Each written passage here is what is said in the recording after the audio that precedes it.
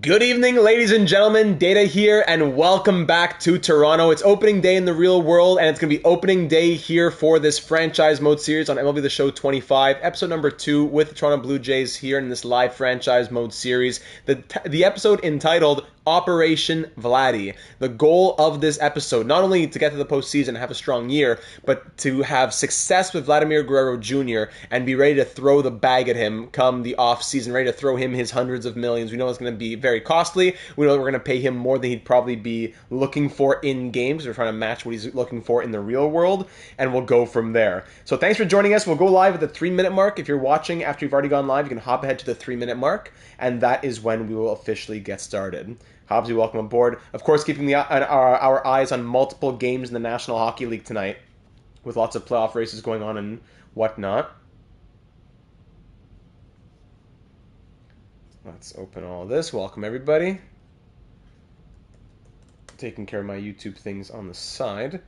But now, like I said, I'm not going to do 5 minutes anymore. No more 5-minute mark. 3-minute mark from now on. I'll try to be a bit more streamlined. Operation VLADDY for this episode. Dawson saying, man, after watching this afternoon's game, you got your work cut out. Yeah, tough evening, or afternoon, sorry, with the Baltimore Orioles. Bingo, bango, welcome, Mighty Joe. Evening, gents, welcome. Mr. Brian Michaelak, happy to see you, my friend. Hope everyone's having a great Thursday afternoon, now evening, depending on what time zone you're in. Welcome aboard for this second episode of this new franchise mode series on the channel. Tough start for the Blue Jays today in the real world, absolutely. We made a few changes in episode number 1, couple small things. We went through spring training, saw who we're starting the year with. We thought about a few potential trades as well. We'll get into that, and we'll also read some of the comments left by the AGMs in the last one. Red Sox win, that's good for you. At least there's that. Very good. Show 25. Welcome aboard, everybody. We'll be getting started at the 3-minute mark. I'll pull up the depth chart for you if you want to look at that. Sorry. If you want to just look at the depth chart that we have running into year number 1 at the moment. Some overalls are like Bo Bichette, 79 overall, but with 8 potential. Don't be worried about that. As long as he performs well enough, that overall will grow quite quickly. So it's more the potentials that matter as opposed to the opening day overalls. Give me just 30 seconds here. Jeremy, welcome to the stream. Did I do this? Yes. Placata prediction, 48 homers, says Mighty Joe on Vladimir Guerrero Jr. Cagney, I got my glove, got my bat, put me in. We might need you, Cagney. Stay on standby. We might just need you at some point in this season. Now, live. Let me tweet that out, and then we'll be good to go. That's the last thing I got to do. Did I make it in 3 minutes? Just over 3 minutes. Hey, okay, we'll take that as a win. There we go. Welcome, everybody, to episode number 2 of this live franchise mode series with the Toronto Blue Jays. It's been a tough start for them in Game 1 and opening day in the real world as they fell by quite a margin to the Baltimore Orioles. But now we'll be moving into this universe's opening day. Well, technically, we already had opening day. The first game of the season was played at the end of last episode. But now we'll be moving into the entirety of year number 1 for the 2025 season. Hobbs is saying I didn't leave a comment, but I do have some thoughts, mainly on the Butler trade. Yeah, we do have a few trade possibilities. Before we get into them, we'll look at the comments left in the last one, which I will do just after I have a chance to run you through a bit of the lineup here. Just have that ready. Okay, great. So, of course, the higher overall players are out here at the top. Vladimir Guerrero Jr., 90 overall. This episode is entitled Operation VLADDY for a reason. He's on that expiring this is new, actually. We can see recent games. Oh, that's nice. We didn't see that until we started simulating. We can see recent games in his player profile. So in the opening day against Baltimore, he went 1 for 5. Interesting. So he's on the last year of this $28.5 million deal. Expiring free agent. We know in the real world he has rejected some huge offers. So in-game, we could get him for a lot cheaper than that. But that's not what we're going to be doing. We're going to try to offer him what he's been offered, even more than what he's been offered, if he's going to stay If he stays, he's going to be offered a ton of money. Because no, as the comments are going to say, there's almost no chance that Vladimir Guerrero Jr. is not testing free agency. So we have to throw him a ridiculous number to not have him dip his toe into the waters. Aside from that, Jeff Hoffman, our closing pitcher, who just came in from the Philadelphia Phillies. Anthony Santander, who just signed from, speak of them, the Baltimore Orioles. After his 44 home run season last year, he starts off as an 86 overall. Kevin Gausman, at 34 years of age, is technically the ace according to overall at 83. Signed on for 2 more years, including this one at $22 million. Jimmy Garcia in relief, the 34-year-old, is an 82 overall. Dalton Varsho at 82. Andreas Jimenez, he's going to be a guy that we really rely a lot on in this franchise mode series. He's 26, B potential. He can become maybe like if you're thinking about our Pirates series on MLB The Show 23, that Josh Rojas kind of guy, that infielder at second base who's going to have really good speed and really good contact and solid enough defense. Better defense for sure, but 99 fielding, more than solid. Sheesh. Does anybody mind if I whine here about how my dad threw out my card collection? No! This is a safe space to whine for that. Absolutely. Jose Barrios, who is the opening day starter in the real world, he is an 80 overall. We bumped him up just a little bit from a 79. He has had some really consistent years of ERA and all that. Good producer for the Blue Jays. Yeah, Jimenez hit that 1 home run for the Blue Jays today, too. Bowden Francis, 80 overall with B potential, also part of the rotation. Bo Bichette, 79 after his horrible year last year, but with A potential. So he could definitely bounce into the 90 overalls. You never know. In that first game of the year, he went 1 for 3, with 2 runs, a walk, and 1 strikeout. That's what it was. Max Scherzer, Mad Max, the 3-time Cy Young winner, and 8-time All-Star. Max Scherzer's here at a 77 overall. Again, A potential, so we could see a little bit of growth from him, but he is 40. Bassett, 76. Ernie Clement, 76. We signed Zach Jackson in free agency to a 2-year deal, paying him $2 million per year. 76 overall for the Oklahoman. Alejandro Kirk, who in the real world signed. Now, Alejandro Kirk signing in the real world does not, because we took over before any of this happened, we do not need to sign him for the same amount of, the same AAV, the same contract as he signed in the real world. We don't need to feel ourselves held to that necessarily. However, I do think it would make sense if we sign and not trade Alejandro Kirk. As much as we might not believe in him as our starter, I think he should receive a contract since that's what he got in the real world. Maybe not the exact dollar amount because the game won't like that as a 74 overall. He's be making way too much money. George Springer, 73. Some tough overalls and contracts here. $25 million for 2 more years on George Springer. Chad Green, Barger, Swanson, all the way down the list. Blah, blah, blah. We went through it last episode. So that's where we sit right now. The opening game was an 8-2 loss against Baltimore. A little bit of some similarities with the real world. Comment left in MLB suggestions when you're ready. Thank you, Hobby. So I'll start reading through the comments left in the last one. Yes. PWR, welcome to the stream. I'll pull up the depth chart. I'll start reading the comments, and then I'll keep it on this screen as I read them. So let's see. James left a comment just a few hours ago saying, let's go Blue Jays. This will be exciting. Thoughts. Number 1, there's absolutely no shot Vladdy does not test free agency after what Ohtani and Soto got. I could see Bo extending depending on the year he has, but if he does well, it's the same deal. So same thing. I agree. That's what we were saying earlier for Vlad Guerrero Jr. If we don't let him test free agency, it's because we're giving him crazy, crazy numbers. Or we do let him test free agency and we compete with the other teams. We'll have to think about that. The sim engine made, not surprised, but in line with reality. Oh my goodness, Cagney, you're breaking my heart. All right, thought number 2. The Mets also have a catcher need right now due to injuries, and I'm well aware how difficult it is. Most of these guys, like Sanchez and Adley, will be sharing the DH spot together. I don't think Gary would be traded. Moreno and Jeffers absolutely would not be traded. So the closest thing I could see to realistic was if we said the Pirates are giving up on Henry Davis, and we traded them a bat they can add to their awful lineup. I like that idea. We'll look at it.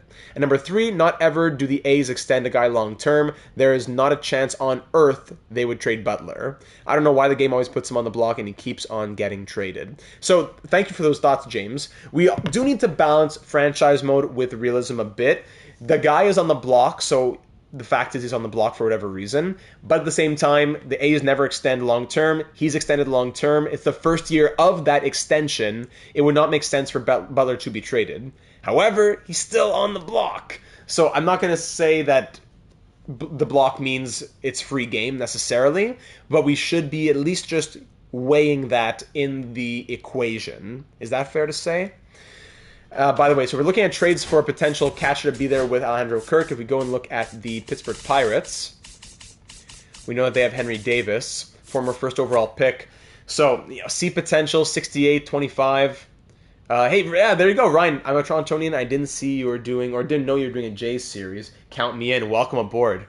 Hobbs is saying, I agree with that comment on Butler, but I love Lawrence Butler, so I want him. I hear you. I hear you. At the very least, spoiler alert for what we're going to be doing in this episode, at the very least, we're going to wait a few months on Butler. If we get him, which I'm not saying we won't, but if we get him, it can't be before he plays a single game of that new extension. So Henry Davis, if we were to acquire him, it would be interesting in terms of the realism. The Pirates want to move on from him, but at the same time, he has C potential, so he'll never grow higher than a 79 overall, and his potential could go higher, but right now he's capped in the high 70s if he even gets there. That's the problem. I'm not saying no to Henry Davis, but is he the answer? If we would trade you Bethancourt, it wouldn't take much. So swapping a 33 who's 65 for a 25 who's 68, that's fine by me. But Henry Davis, let's not fool ourselves for who Henry Davis is. He wouldn't be necessarily solving our problems. I'd be very happy to give Isaiah Campbell and Christian Bethancourt for Henry Davis. I have no problem doing this deal. But again, let's just not fool ourselves into thinking that that is the solution to all of our problems. That's a better backup. What's this? Supercharged Gavin Sheets. Huh. It's a better backup catcher option. Great, yes. But it doesn't solve our problems necessarily. All right? Thank you, James. Moving over to VVS, who said, I would keep Kirky as he still has good contact, great vision, and very good defense, so I just platoon him if you wanted to pick up a catcher. I'd trade for Jacob Stallings. He will get you some better numbers against lefties and also do the Butler deal. Yes, give me those Habs updates. I'm actually going to have the game going on my phone as soon as I'm done reading the comments, but until then, I'll take updates for the Tortorella-less Flyers, against them, I should say. So, Jacob Stallings, if we go to player search, Stallings, here in Colorado. Yeah, bat 263 last year. Again, not a bad option, but he wouldn't be a guy for very long. He's 35. He's a couple of years even older than Bethancourt. So I would like him for the attributes that he brings, but the problem would still be the speed. He could go against lefties, and then Kirk against righties. But at least Davis gives me a bit more of he could be here longer. Is he the solution? No, but he could be here longer.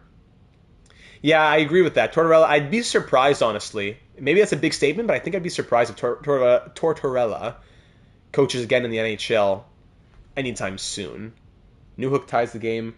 Hudson Apple number 50. Whew, thank you, Mighty Joe. All right, and the last comment I'll pull up here is Hobbsy's from the Discord server. There we go. Hobbsy says, if the plan is to keep Vlad and hopefully Bo, they'd want to be competing. Bloss is one of our better prospects, but with Ricky and Trey, we can afford to move him. I don't think moving Garcia is a great call there, though. He's our second best reliever. So if Vlad and Bo want to compete, we should try to swap Garcia with a different piece. So that's because we were talking about potential trade value that it would take if we wanted to acquire Butler. And that's a good point there added from Hobbs. Thank you. We'll keep that in mind too.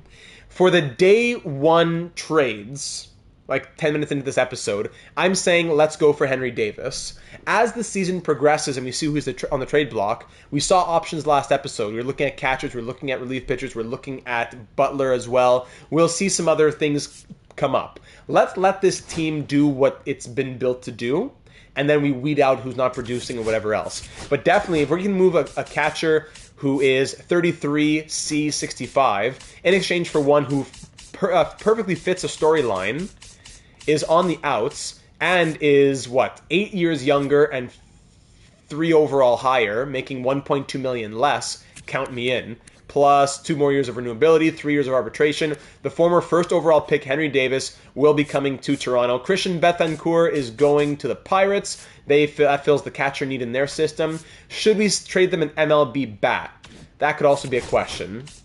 Instead of just a AAA bat or whatever else, should we trade them an MLB bat? That would be like a Miles Straw kind of guy. Maybe just to throw someone who's more capable in their system. I don't want to trade them anyone who's younger. Bethancourt, they don't really need that positionally. So maybe even Nathan Lukes Nathan Lucas had a good spring training. Lucas, sorry. Maybe Nathan Lucas and Christian Bethancourt, and we can take back something just to make a bit more sense for Pittsburgh. So if I say give me Henry Davis, sorry, and then I'll give you Bethancourt, I'll give you Nathan Lucas, 30D. I'd like to keep him. We had a spot for him on this team, so I'll give you Lucas, and then I'll even. Yeah, so let me stop there. Hold on. Is there a bat I could take back from you who's like in the same range as Lucas? 27D 63. Yeah, that'd probably be what we're looking at. I don't want to give that. So just give me back a toss-in then. Alright, I'll add Isaiah Campbell then. I'll add Isaiah Campbell, 27D51. And you can add 24D51. Even, can I do a bit better than that? 28D50, no. 22D55, Joel Mendez. That could be something, 22D55. So we could do Bethancourt and Lucas, but we'll take back just a deep prospect for a deep prospect. Just to balance it out a little bit. And it frees us up $1 million to a guy who's with deep potential. I don't mind freeing up $1 million of salary there. All right, let's do it. Thank you, Pittsburgh, and thank you for the suggestion from James. And yes, as Hobbsy said earlier, also check on JD Martinez in free agency, especially if we just traded away a bat. Absolutely, let's do that. Yes, that solves a problem right there, too. Problem solving, ladies and gentlemen. Problem solving. Free agency. So JD Martinez is out here. He could be our DH, especially against lefties. So we're not a super fast team, unfortunately, but JD Martinez, 1 year, we'll pay you. We got the money. 1 year, 5.7. 1 year, 5.8. 1 year, $6 million. We can still go a little bit. We're going up to 8s even. 1 year, $6.2 million. JD Martinez, welcome to Toronto. Okay, so there we go. Henry Davis, welcome to Toronto. And JD Martinez, same thing. Did I say JD Davis? Sorry, JD Martinez. What am I saying? And then now we can call up Mr. Martinez. JD Martinez. Add him to the 40-man. Put in the MLB. Bingo. There you go. Down in AAA. So catchers are good. What did we acquire in AAA? Oh, is that left fielder, right? No, Mendez is in single A. How come there's 28 players in AAA? Where's AAA? AAA. Barger, Roden, Jake Bloss, of course. So Jake Bloss could be expendable, potentially. Potentially. Former third-round pick. Yarbrough definitely expendable. Manoah. Good old Alek Manoah. Let's go back over here. Starting pitchers. 1, 2, 3, 4, 5. 1, 2, 3, 4, 5. 1, 2, 3, 4, 5. Pinto's also in AAA for long relief, and Kloffenstein there for long relief in AA. 3-1 Flyers. Come on. Come on, boys. 1, 2, 3, 4, 5, 6. 7 Rodriguez, yeah. Yarbrough's a Yankee now if we want to just trade him for a scrub to keep realism. I'm down for that. It frees up some money, too. We have too many relief pitchers up here anyways, but Yarbrough's down in AAA. First base, so like Rainer Nunez. Him we can send down to single A. There we go, that's 1. 1 more in AAA has to go down. Oh, that's Yarbrough. So Yarbrough going to the Yankees to keep some realism here. Again, we won't need to feel the need, but we already DFA'd him, and $3.9 million off the books would not mind. So yeah, we can't get much. He doesn't have a lot of value. Even for a 21 D52, it doesn't work. So 33 C66. Sheesh. Can I get a relief pitcher back? Who's the best relief pitcher we could get back? Okay. 34C, Tyler Matzik. 34, but I don't want someone who's 34. I'd rather take the 25C56. Yeah, let's do that. 25C56, Gomez. 6'3", awesome, for Ryan Yarbrough. Thank you, New York. Frees up some more money for us, which always makes us, the management and ownership and everybody, happy. And then in the MLB, I got to send him down. Gomez will go to AA. And then in AA, because in AAA, 1, 2, 3, 4, 5, 6. AA, 1, 2, 3, 4, 5, 6. And this guy can go to single A. And there we go. The season is ready to go, ladies and gentlemen. We are set. So Henry Davis, welcome to the team. Pleasure to have you. JD Martinez is going to be DHing as lefties to start. So this is that was DH right there. So JD Martinez DH against righties as well. Yeah, maybe against righties and lefties while he can still do it. As he regresses over the course of the year, maybe that'll change. So let's start with JD Martinez as the everyday DH, and Leo Jimenez DHing against lefties. I'm going to take him out for Martinez as well there. Henry Davis, better against lefties, but not really great overall. Kirk will stay as the everyday guy, and Davis is going to... He does have 59 speed, which is great. So Davis, maybe we start him for the year against lefties just to start the year, and we go from there. Let's try that. Martinez can bat higher in the lineup against them, against lefties.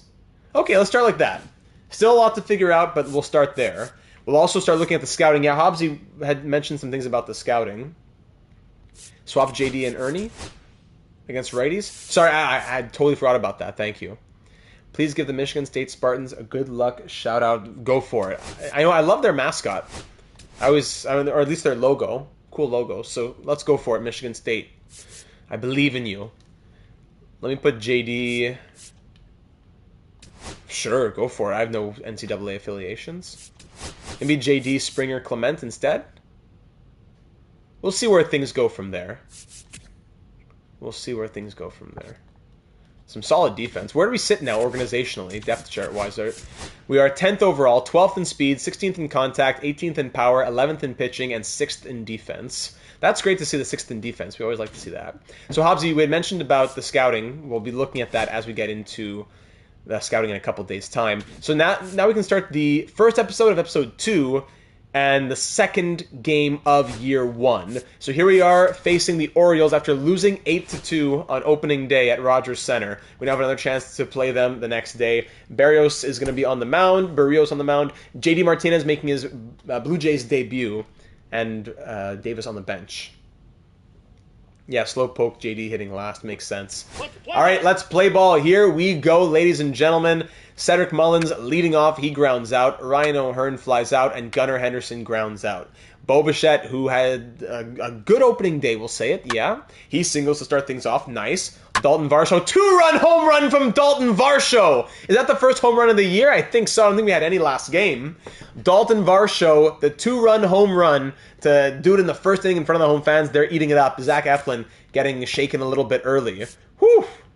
Eflin versus Barrios, the real opening day matchup. Yes.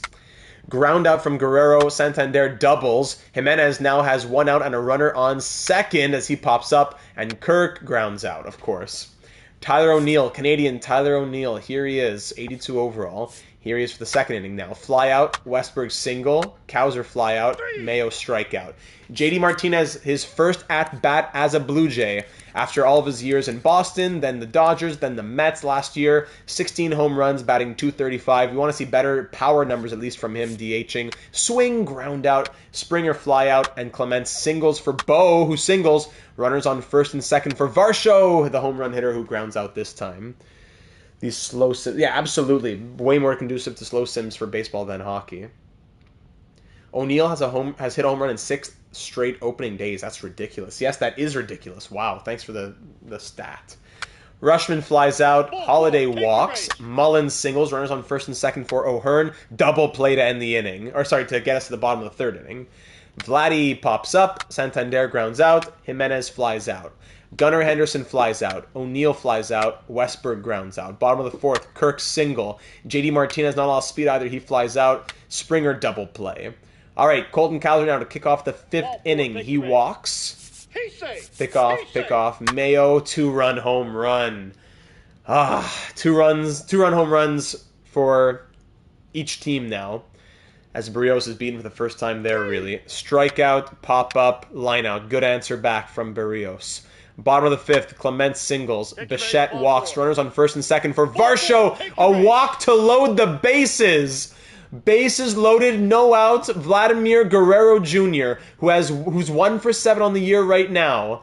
Vladdy, now's the time to do it, big boy. Swing that bat! Oh, pitching change to Brian Baker last second here.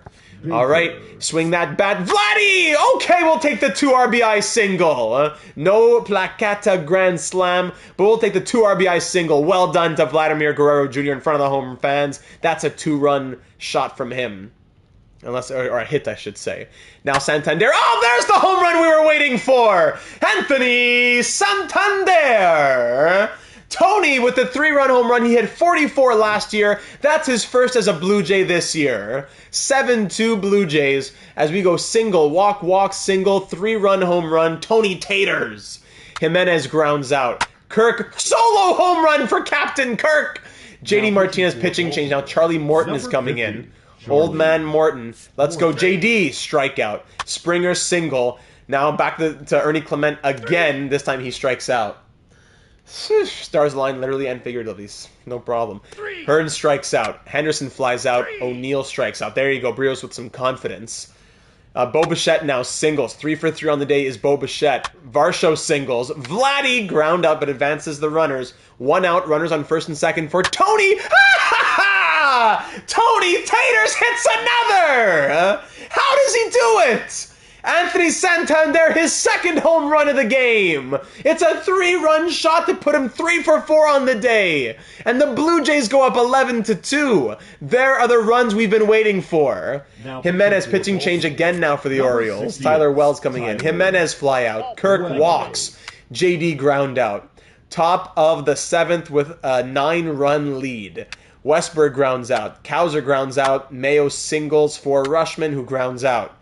I wonder if it might be. I won't say it yet. Springer fly out. Clement strike out. Bichette pop up. Holiday walks. Mullins strikes out. O'Hearn double play. Bottom of the 8th. Varsho strikeout. Guerrero ground out. Tony double. 4 for 5 on the day. Jimenez RBI single from Jimenez. And Captain Kirk strikes out. Could Barrios complete the game? I think he just might. What a way to start the season. Come on. Strikeout. Single. Strikeout. One more. Single. Come on. Kobe Mayo. Fielder's choice. And the Blue Jays win 12-2.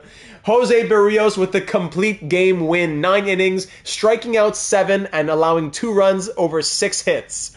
Oh, wow. What a night from Jose Barrios. And Anthony Santander, of course, 4 for 5 with 3 runs, 2 homers, 6 RBIs, 2 doubles. What a way to start the episode, ladies and gentlemen. Complete game Barry, yes. Whew, that was a great start. That's what we love to see here in this franchise mode. Awesome, 12-2 win. Autofix AAA. 1 more game there, 5-0 loss. There the runs disappeared. Scouting starts next week. And 1 more game, 2-1 win. All right, we're 2-2. We split those 4 games against the Orioles. Now we're playing against our team from last year, the Washington Nationals, who became the Montreal Expos. Let's see this one. 9-2 victory. Straw's injured. I wouldn't mind Cagney. 162 win season. Straw bruised leg. Keep him active. 6-1 loss and 3-1 win. Sanchez fractured hand. Put him on the 10-day. What I don't like... Okay, it does show me that. The pitchers do... I can't see the pitchers there. Barrios got the win. Yes, the win. I was going to say no decision. No, it was a win for Barrios there. Place on bench. There we go. All right, here we are against the Mets now. In New York to face them. 7-0 loss. 6-1 loss. We're 4-5. And now here we are starting with the scouting assignments. Yes, let's make sure the prospects are starting down in AAA. Looks like... Well, Perfido, no, he should be starting. Okay, so where are we making some changes here? So Perfido can come in. Who else needs to be playing? Clase needs to play. Yeah, the real Jays got destroyed today, absolutely. Sadly. Rodin's playing. Barger's DHing. Alright, Devontae Brown comes out. Tiedemann there. Okay. So Perfido, Clase, they're playing. Good. Sorry, in AAA. Potential is on. No, everyone's there. Lineup. Sorry, not lineup. Pitching rotation. Andrew Lara, why? He's starting? He's a relief pitcher. What? Yeah, I'm going to do that, don't worry. Lara, relief, so these are stars, okay. So Lara right away comes out for Andrew Bash, let's say, for a second. Closer can be... Lara can close down right there. Where's Lara? Right here. Lara can be the closer. This guy can set up. Actually, no, Kloffenstein can be the closer. Our best relief pitcher. And Lara can be the setup. There you go. Long relief. No one has great stamina. Actually, this guy.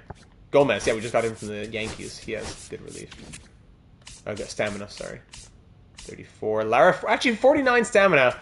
We shouldn't put him in the setup role. He should be in the long relief. And Robertson, not high enough overall. I'd rather put one of the 56s in here.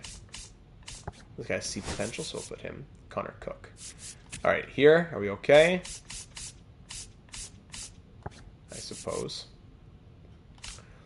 And for AAA, Tiedemann, Mako, Savage. That's all good, but Lovelady can swap out with Pinto. Savage can go up here. Lefty, righty, righty, lefty, righty, lefty, righty, righty, lefty, righty. Yeah, I'll go like that. Manoa's in mid-relief? No, come on. Manoa should probably be in the rotation over Pinto. Yeah, come on. So Manoa's going to be in there, in the 5 spot. Lovelady, relief pitcher. Amir Garrett, yes. Who's the closing pitcher here? Pop? Nancy? Barnes? Jacob Barnes? Probably Barnes or Garrett. Francis stamina a bit. I can pitch him longer in games. We could probably think about that, Mark, if we had to. If we see it's becoming an issue, we could do that too. I guess we'll put Garrett as the closer. If Kirk is staying, could you up his speed? Double, yeah, but does it not? Let's be honest. Does his 12 speed not reflect reality? Little in the closing role over Garrett. Anybody with decent stamina here? No. So all mid relief and setup then. All right, there we go for the batting orders, pitching, rotation, all that. Zach Pop looking good. How likely is it that a AAA player develops well enough over the course of the season to get promoted and do well? Or is it more season to season? Oh, yeah, definitely over the course of a season. It doesn't have to be season to season. It could be... Overalls can go up and down quite a bit between throughout the months. All-star voting, what's up here? Supercharged Josh Hader. What is that supposed to mean? Okay. And now scouting. Okay, so scouting is the same as last year.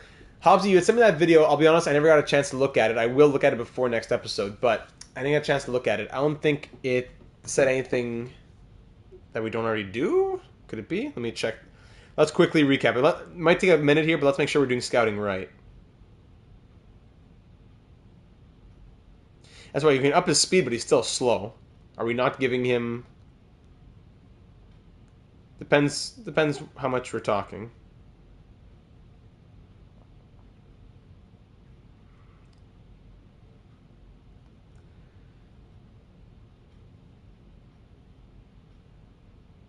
Actually, we should check out the scouts too. It's more so looking for the generationals. Okay, well, we'll fix that in the future then. If it's not that, if it's not more than that. Let's make sure the scouts are the right ones for us in where? Staff contracts. Scouts. Okay, so we have 3 scouts over here. And how much? We have 25K remaining in our budget. So if you fire anyone, or we could fire like the guy making 87.8 and hire someone who wants over 100. Could do that.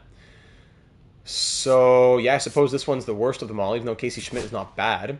So we'll fire Casey Schmidt, and we'll hire Thomas Schiavo, I suppose. Look at those numbers. There's a reason why he's wanting 105. Sure.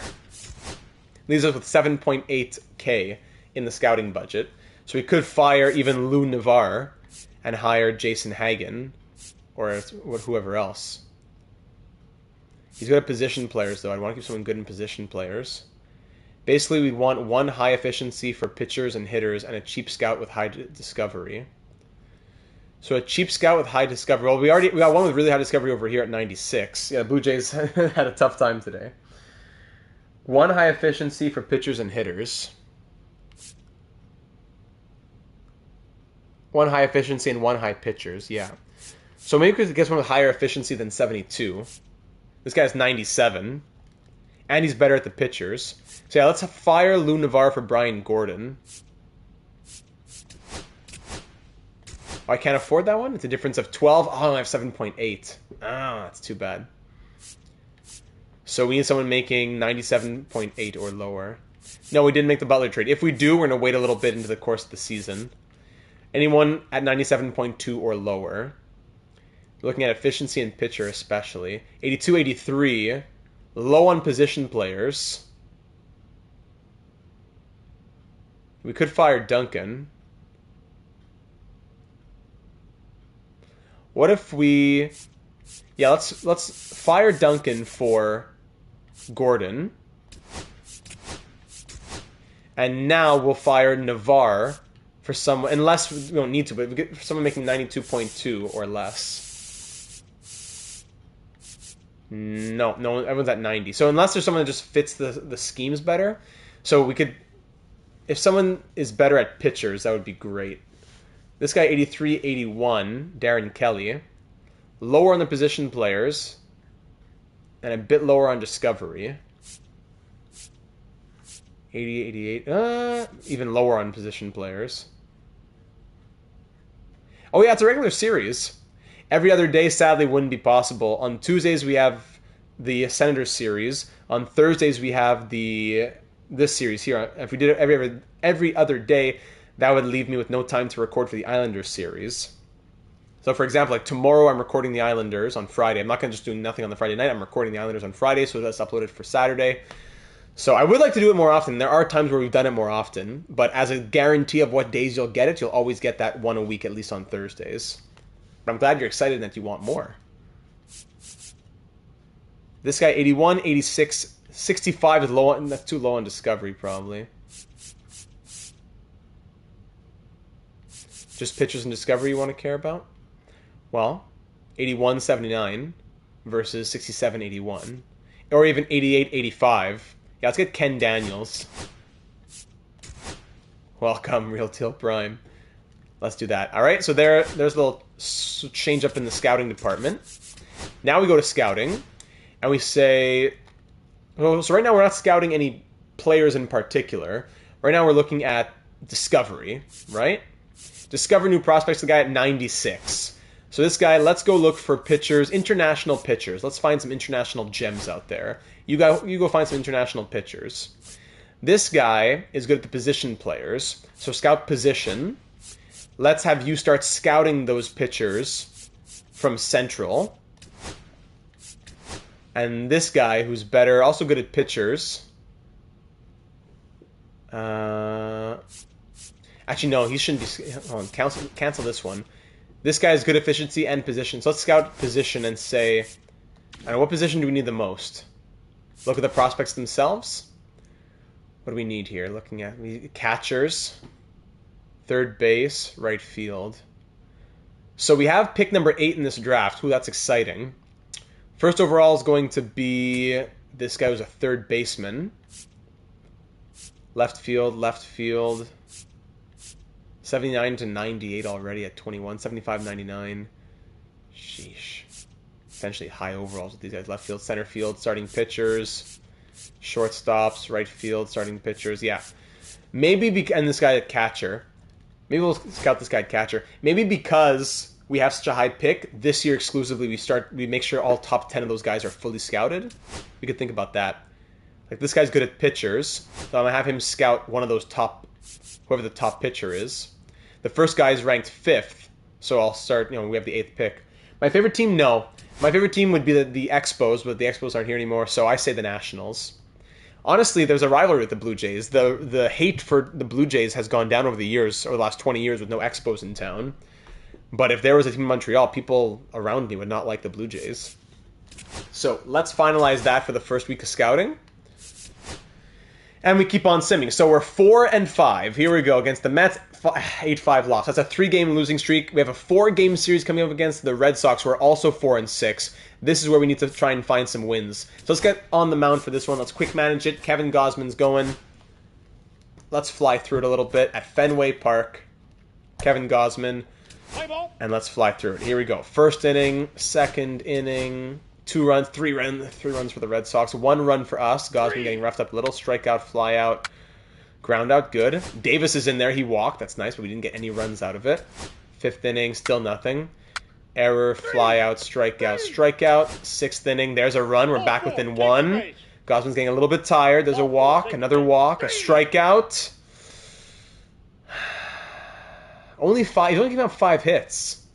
Let's go another one here. Strikeout. 1 more strikeout. Ooh, I stuck with him and he struck out 3 in a row. All right, we're down by 1 run. Let's go. JD Martinez. He's batting 200 with 0 home runs.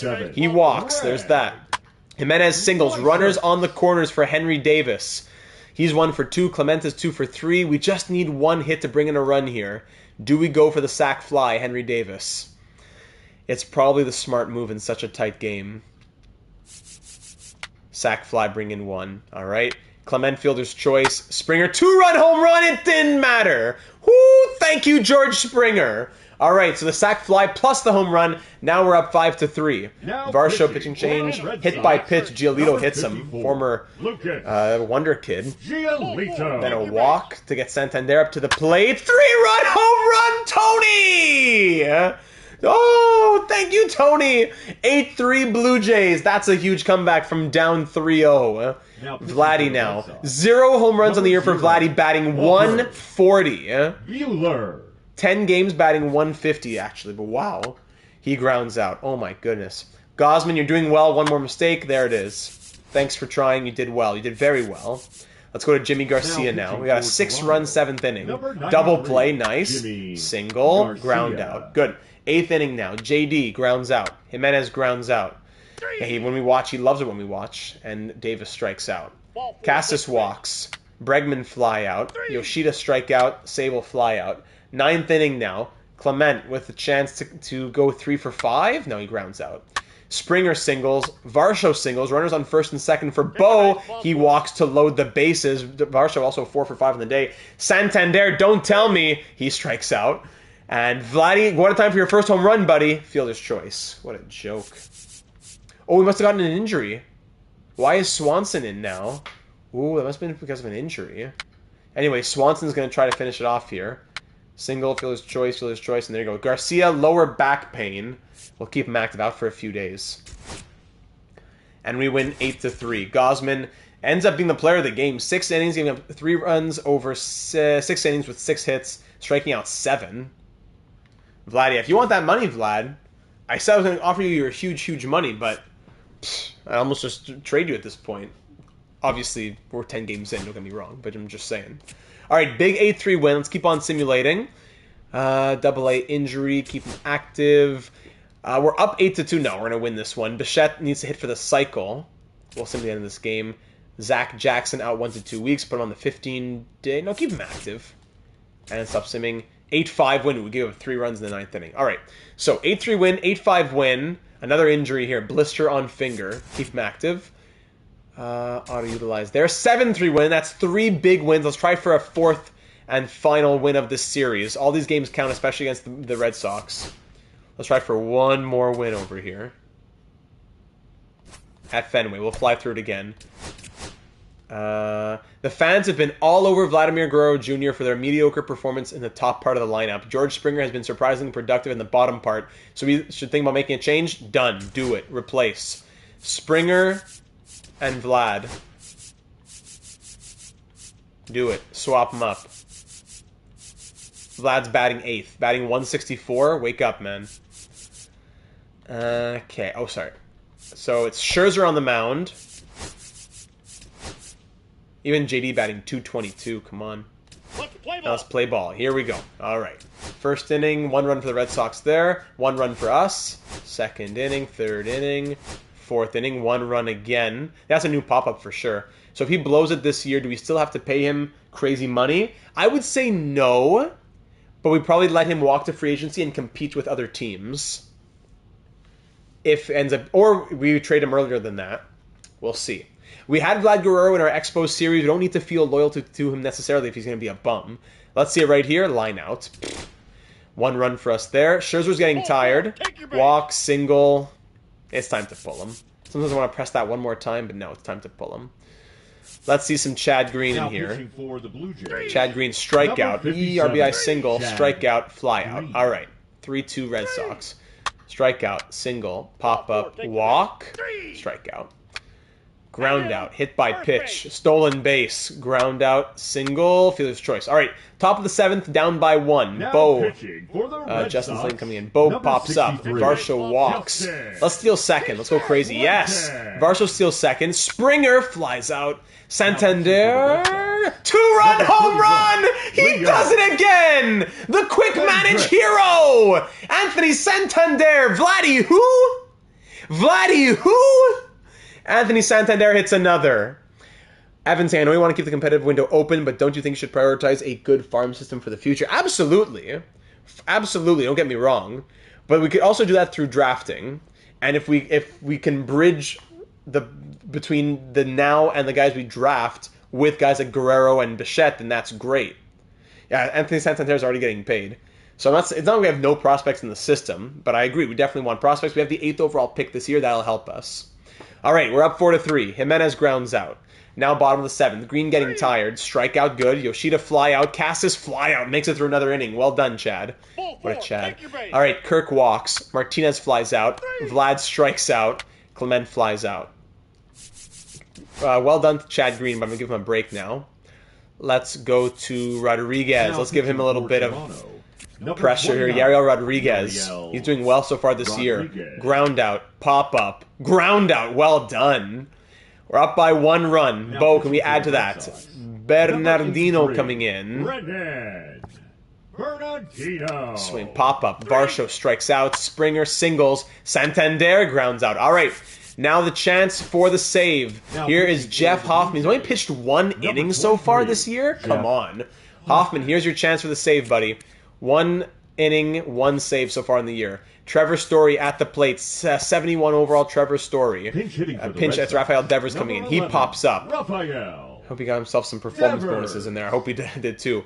Gonzalez, actually Bregman coming in. He strikes out. And David Hamilton grounds out. Jeff Hoffman gets the save. And Anthony Santander, player of the game once again, as Chad Green gets the win. And we come away with a 4-3 victory, winning all 4 games in that series against the Red Sox. That is huge here in the AL East. Now our next series, another big one, up against the Orioles. We can't look at every single series, but we'll go see the game on the Sunday. All right, so here we are. We're down by 1. Oh yeah, let's go watch this one. So we are down by 1 in the top of the 9th with 1 out and runners on 1st and 3rd. I'm going to go into the game in quick manage and try to get him to do a sac fly probably, as the Orioles are winning their City Connects. And now it's Dalton Varsho. Let's go. Sorry, quick manage. Varsho, let's try the sac fly. I think that 1 run. Yes, there it is. Thank you very much. All right, now just like that, it's a 2-2 game.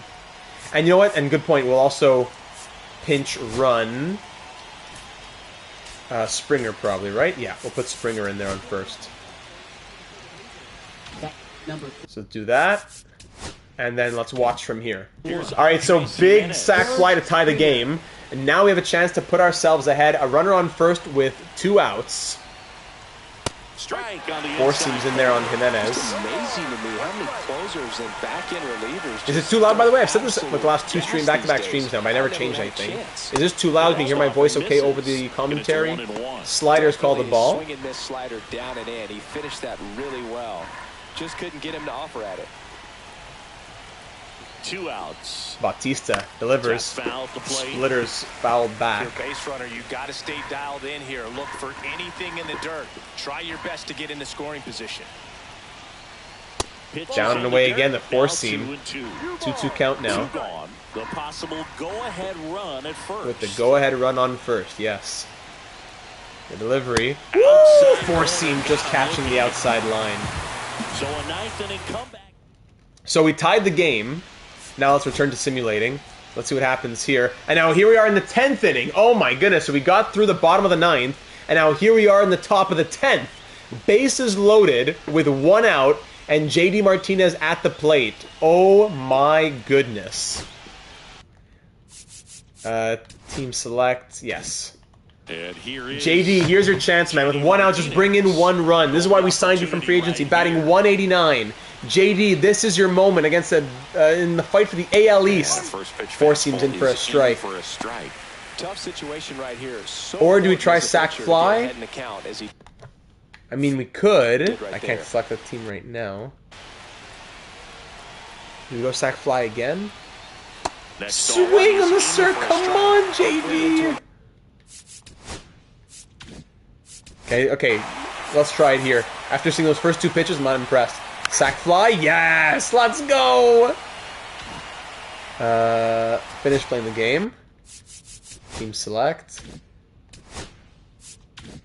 first and second. Fortune favors the bold. True. And I gave it those first 2 pitches. I didn't like it. So JD sack flies a run in. That puts us ahead. That misses. Four seam just inside on Bo Bichette. Guerrero, the lead runner at second. Santander at first. 2 out of the inning. 1 run lead. Bo gets contact on that. Oh! The first placement was very well placed, and it goes right to him. Oh, that could have advanced him to third for sure. Actually, the runner on first and second, yeah. Jeff Hoffman coming in now for the save. And into the box. Can he finish it off? Can he close it out? Jeff Hoffman, ground out, and strikeout. Woo! As the Blue Jays win. Mr. CPU changed our lineup again. Did he? Oh, let me go check that out. Showing my ignorance, is quick manage sack fly basically a sure thing? No, it is not. Absolutely not. We've had a lot of frustrating moments. No. But after seeing those first 2 pitches not go well, I said let's give it a try at least. So no, sack fly could be a strikeout, could be a pop-up, right to the catcher. It's not a guarantee. So there is some boldness required there too. What a win! 3-2 in extra innings. A run in the 9th and a run in the 10th. As Hoffman gets the save as well.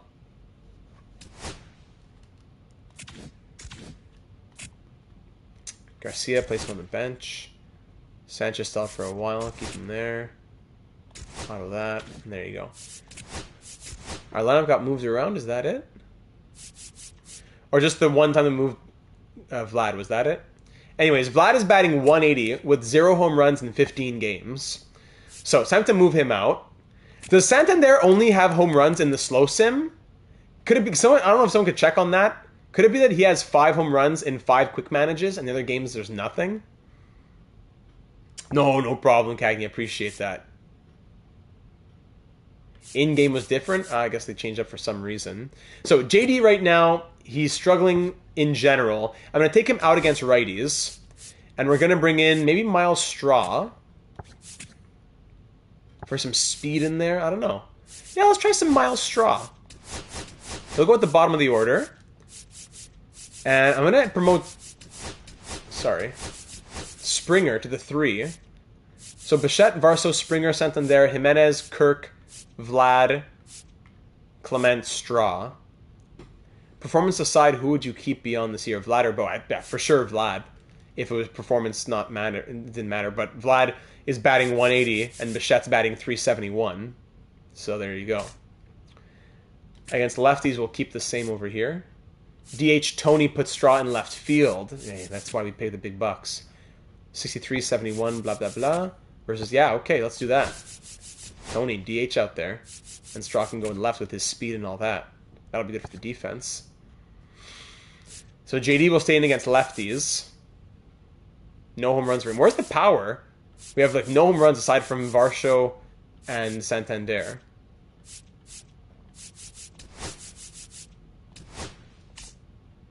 Oh, I'm sorry, Marty Joe. Springer, Santander, Jimenez, Kirk. This would be Martinez. Davis. No, Clement here. Vlad there. Jimenez, Vlad, Clement, Davis. Second period underway for the Canadians. Actually, I didn't bring it up on my phone. I will bring up the game here just so I can keep tabs on it. Let me get some Helix Videotron going. And the pitchers, how we doing here? Let's see, Gosman. Barrios is a machine. Francis, Scherzer, okay. Bassett, all right. Rodriguez is doing very well. Hold on. Hockey NH. Canadiens contre les Flyers. What's our bench been doing? I took a quick little look, but I can show you again. Jackson's injured. Bernie, Sandlin. Good free agent, third base in free agent. I think an upgrade is needed. If it, in free agency, there's no one in free agency, but I can show you. Garcia, Green, and Hoffman. I don't know why Hoffman's not pitching that much, though. He's the closer. In free agency, yeah, the best guy are in the low 70s. Especially at third base here, we see Nick Senzel. Once with a lot of potential. Okay, so we're 9-6. Things are going well in the slow sim. And we said on the bench here, so Davis 182, Jimenez 2 at-bats, 1 for 2. Getting him some more time would be preferable. Schneider 2 at-bats, hasn't done anything. So the game just hasn't been doing much for anybody on the bench. So now Straw will get some chances. He had 7 at-bats, batting .286. He'll get some chances now. And now one more day for the scouting. So we'll advance through this game against Baltimore, 3-1 loss. So after a 3-game losing streak, we had a 5-game win streak. Now Baltimore beats us 3-1. Scouting, let's see. So we know 100%. There we go. Very nice to see on this catcher. Almost 100% on this pitcher. I know enough, though. So cancel, and 4 pitcher prospects discovered. Very good. View on recently scouted list. So let me go to that recently scouted list. Recently scouted. Starting pitchers. So this guy got discovered. Look at this. Vaughn Costa, who's unranked by the league, is already ranked number 2 by our scouts, who got discovered in Puerto Rico. Puerto Rico! Can you believe that?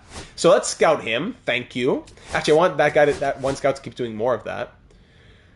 Discovery 96. We'll go back to discover new prospects. Go find me some more, always international. I find that gives you the most options. Go find me some international infielders, then we'll do international outfielders, and we'll see from there. Number 2 priority, this guy with the pitchers, who's going to go scout Vaughn Costa. And then this guy, position players, will go to all prospects. And we're looking at the top guys. We're picking 8. So let's look at, these are all, maybe the shortstop? Tim Jeffers. Let's have him scouted. Let's do that. Sheesh. I'm looking forward to this draft. Yeah, international usually has the most. So there you go. All right, one more game against Baltimore. One more quick manage, then we're doing much more. I just want to see the AL East games here. Are you only going to do one NHL team for franchise for the entire year? Can't say for sure. Probably. I usually do 2, but I can't say for certain. Depends on the speed of the series and all that stuff. All right, Barrios is on the mound. He's been doing very, very well. Our new batting order is set. I know Jimenez. I'm going to get Jimenez in sometime in this game. I'll give him a chance. All right, strikeout. There we go. Let's fly through it. First inning, 1 run for the Orioles. 1 run in the 3rd for the Orioles. 1 run in the 5th. But 3 runs in 5 innings is not horrible for Barrios, but we're giving him nothing. We have 1 hit in 6 innings. Strikeout, ground out, single, stolen base, fly out. It's the 7th inning now. We have 1 hit on Kyle Bradish. Come on now. Jimenez, he grounds out. Kirk singles. Vlad, here's your chance, Vladdy. Fielder's choice. You're a bum, man. Why? Clement single. Miles Straw out there in left field. Runners on 1st and 2nd. Ground out. Barrios, you're getting tired. He did well. That's fine. It's just, now he's getting tired. Go to Burr. Ryan Burr. Fly out, fly out, fly out. Great. Bichette walks. Varsho singles. Here's the chance for us now. Runners on 1st and 2nd with no outs. George Springer, you're batting 345. Let's see what you can do for me here, George. Double play. That gets Bichette to 3rd. Santander walks. Jimenez, RBI single, and that advances Santander to third. That's our first run of the night. Come on, Captain Kirk. Pitching change. There you go, RBI single for Captain Kirk. He's 3 for 4. But I don't want to have Vlad here. But who else can play first? No one else can play first, but I don't want Vlad. Do I give Jimenez a chance? Let's go crazy. Let's go crazy. Jimenez, you're going to play first base, and you're going to, for the last 2 innings, and you're going to try to swing here. I can't, how crazy of a world do we live in? I can't trust Vladimir Guerrero Jr. to hit with runners on first and second. So Jimenez will walk to load the bases. And now Ernie Clement has a chance to do something big. We're down by 1 run. Ernie, please! Yes! RBI single from Ernie! And now here is Miles Straw. Do we keep him in at left field? Or do we think about JD Martinez? No, I can't trust JD either. Gotcha. Can put Tony at first, we lose the DH. We're going to swing with Miles Straw. Miles, let's go. Bases loaded. Perez is coming out. 66 overall. Come on, Miles. You can do it. Yes! Bases clearing double from Miles Straw. We said bye-bye Vladdy, put in Jimenez, and it led to walk, single, double. But Vladdy, if he was there, would have been a ground out to end the inning. We'd be down 3-2. But no, now we're up 6-3. Bichette strikes out, and that's the inning. We have a 3-run lead. Burrs is going to stay in now. Strikeout, ground out, fly out. 9th inning. Varsho singles. Springer pops up. Santander walks. Jimenez strikes out. Kirk to end it off. Fly out. All right, pitching change now. Let's go back to Hoffman. Close it out, big boy. Pop up. Single. Pick off pitch. Runner thrown out on the double. Laureano doubles and Holiday's thrown out at home. That's one more out. Let's go. And there it is. Wow, what a comeback win. Another comeback victory from these plucky Jays, as they call them, right? The plucky Sens. Jeff Hoffman with the... He's player of the game? Okay. Ryan Burr got the win, though. 6-3 Jays win as we get it done against the Orioles. All right, now let's keep on simming. All right, series against the Braves, 12-0 win, 6-1 win, 4-1 loss. Seattle, 4-3 win. Is it Pesky? That was Plucky. Pesky works too. How are you trusting Vlad if you keep taking him out in key spots? I mean, he's struggling, but still. I know, but I'm saying I'm still keeping him in the lineup. If I really didn't trust him at all, he wouldn't be playing with his 170 batting average. But you see, in that moment right there, taking out Vlad helped us to win a game against our biggest rival in the AL East. So I'm not saying we take him out of the lineup, but in that one moment, when he was 0 for 2 on the day, he didn't have the stuff, and it worked out. 4-3 win, 6-0 loss. I'll utilize, it's okay. So, okay, now we're 13-9. Back to scouting. So, Von Costa, I can't wait to draft this guy. Oh my goodness, 84-95 potential. Oh my goodness. So he's good to go. 2 infield prospects discovered, that's great. And this shortstop, 80-90, fantastic. Who did we just find there if we look at recently scouted? Recently scouted, so we found out these 2 guys who aren't super interesting. All right, no problem.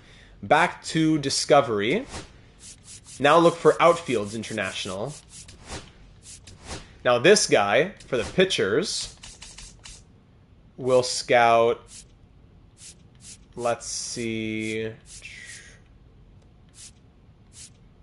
probably Cedric Kaiser? Buy that Von Costa jersey right now. And then this guy for position players, we'll say the first overall pick probably won't drop to 8. Center fielder at 4. I doubt those guys. We'll do them after. Let's get our guys first around this range here, where it's more likely that we're drafting. Not starting pitchers. Right field, 72-96. Scott Hewitt? Sure. We'll do that. Okay. Continuing on, 6-2 loss against the Mariners. If we win game 1, then lose the next 2. Up 3-2. Can Hoffman close it out? Yes, he does. Thank you. 14-10 is the record now. 8-4 loss, 11-5 win. We'll go see the third game of the series against the Yankees. First game, chance to close it out. Jeff Hoffman, he does. Big clutch 2-1 win. Now we have to try and beat Devin Williams, but we don't. We close them out, then they close us out. As we win 2-1, then lose 3-2. We're down by half a game. They're up a half game on us. Scouting. 3 outfield prospects discovered. Good. 74 to 88, 73 to 90. I've seen enough. Let's see those outfield prospects recently scouted. 76 to 99 could be interesting. 76 to 99, Richard Chu. Oh, no, sorry. It's always Richard Chu. Okay, so Richard Chu will scout. We'll pause on the discovery. Let's start scouting prospects. Let's keep on finishing off with making sure we scout everyone that we could scout around the number 8 selection that we'll have.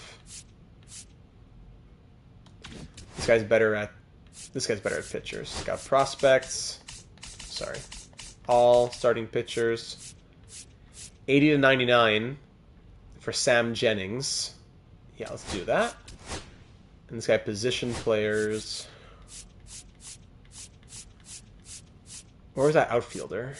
Or shortstop? Was it another? Sorry, I'm looking at starting pitchers. That's why. Starting pitch. Shortstop was this guy? Matos, yes. Alexi Matos. We'll scout him. All right. Yes, we want to go see this last game against the Yankees to go up on the AL East here. Oops. Play ball. I didn't want to do that. Oh, no. Hey, now I have no control. I want to... Oh, wait. Do I control both teams? What's going on? Sim half inning. Yeah, wait. I think I do have control. Anyways. First inning, second inning, there's a run for us. Third inning, fourth inning, run for the Yankees. Sixth inning, Scherzer's getting tired. Single, fielder's choice, strikeout, 2-run home run. There it is. Now pitching for Toronto. And now, okay, so they, okay, so. Eric Swanson. Wait, I can pinch hit. Okay, so I do have control on either team. Interesting. Swing, single, strikeout. Okay. So I have control over both teams, but not just my own defensively. All right, we're down by 2 runs. Kirk strikes out. Guerrero lines out. 0 for 2 on the day once again. Clement grounds out. What can we do for Vlad Guerrero, everybody? What are we missing? Am I controlling the Yankees? I thought I was controlling both teams. I thought that wasn't even possible. Whatever. Bellinger walk. Do I sabotage them? Strikeout, double, walk. Okay, let's just end this game. What a joke. We lose 6-1. I couldn't control anything, so forget it. So, we continue falling down in the AL East. 8-6 loss. Great. Auto. Sabotage and walk everyone in. Hey, 3-2 loss. Now it's a 4-game losing streak. We're back to being 500. 3-1 loss. We lose 3 games in a row against the Red Sox. The quick managers. So the quick manage we do well. The calendar we get eaten up. Alek Manoah was terrible in AAA. Great. Penango was swung a hot bat. Martinez outstanding. Barriera, good month. Bloss, strong month. Good. That's good to see. So Vlad's down to an 88 overall. Batting .224 with 1 home run in 32 games. What are we honestly supposed to do about that? Is that not ridiculous? If we go to trades... and just look, just for fun, who would be offered to us for all trades? Not just saying prospects or MLB ready or what. Let's just see. Terrible offer from the Orioles. What? These are horrible offers. What? What is this? Is it taking in... I guess it's taking its current value into consideration. But still. George Lombard Jr., Max Fried... Yandy Diaz, what are these offers? 3 C potential, 60 overall guys. That's what you're offering?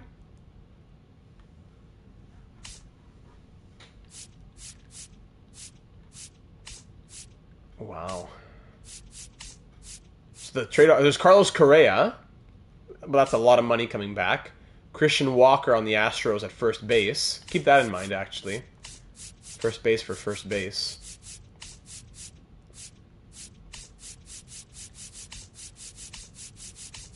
Terrible offers. Real Muto.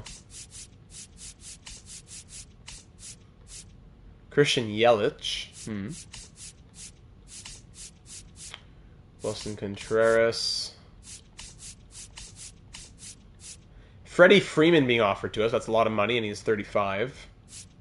Teoscar Hernandez. Yeah, none of these are worth it. He's been bad, but none of these are worth it. Matt Chapman, and then back to the Orioles. The only one that kind of made sense was maybe the Astros for first base. But even then. For Christian Walker, who's batting .252 right now. A lot of similarities with him. 3 more years at $20 million, including this one. So, I don't really want to trade a player who's for 8 years older and all that. How significant is form to trade? Yeah, it seems very weird to get such poor offers. I would say that it seems to be having a huge impact, more than I remember it having. Like Santander could get Christian Walker. Guerrero would get a little bit more than that. But Gosman would get that much as an 82? Really?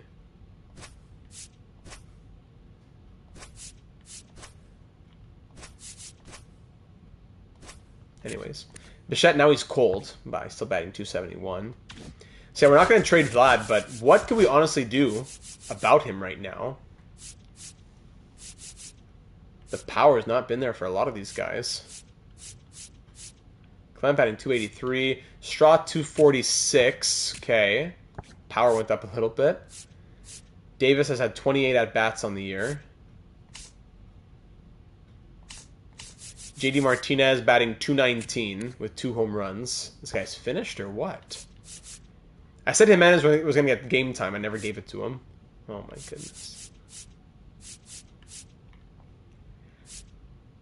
Do you have to put him up in the lineup? Make him feel more sheltered? I don't know what. Or does he just have to figure it out?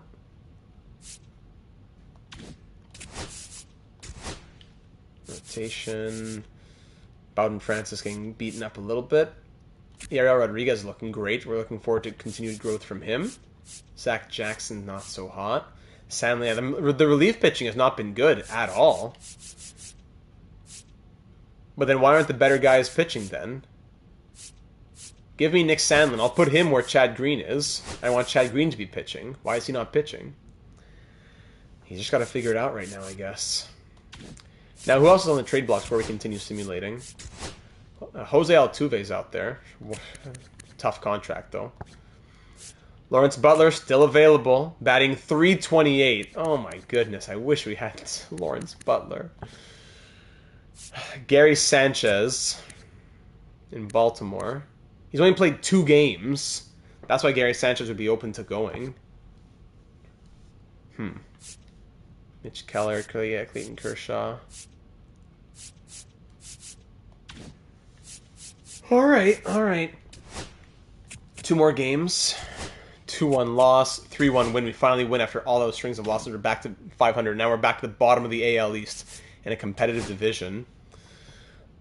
85 to 96. We know enough about Sam Jennings, I'd say. 80 to 94. Probably the same thing.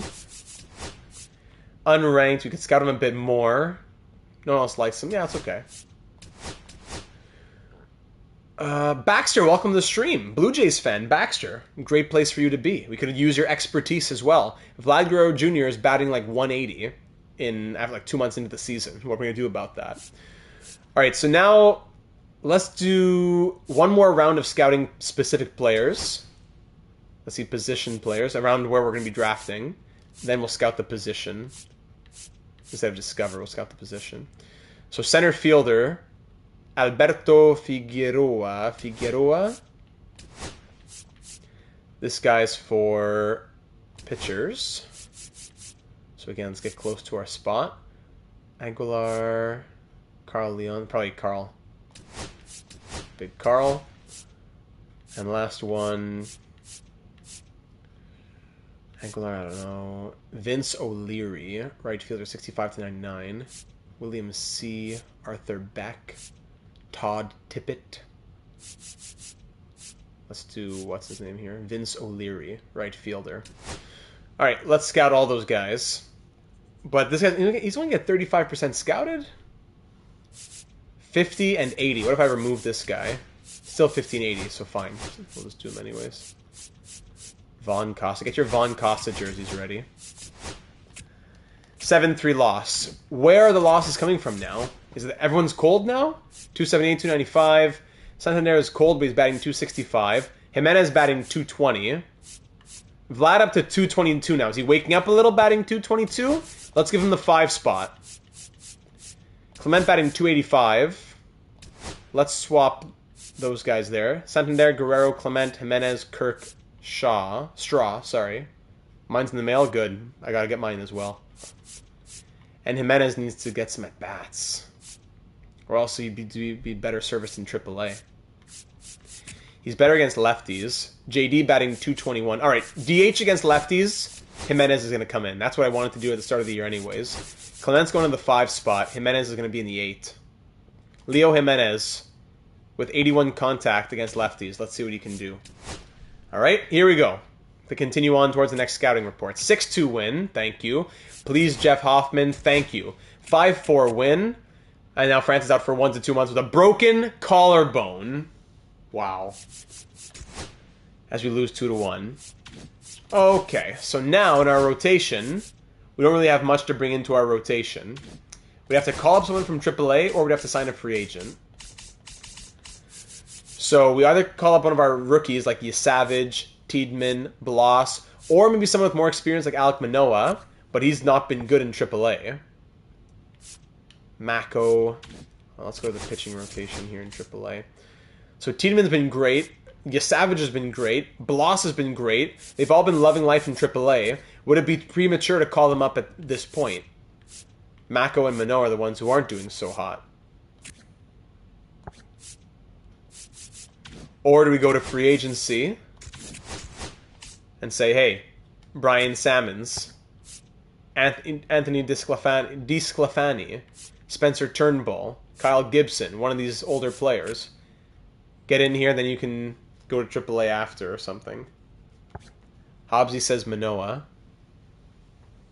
Signing a player would be tough because then we have to put them in single A after.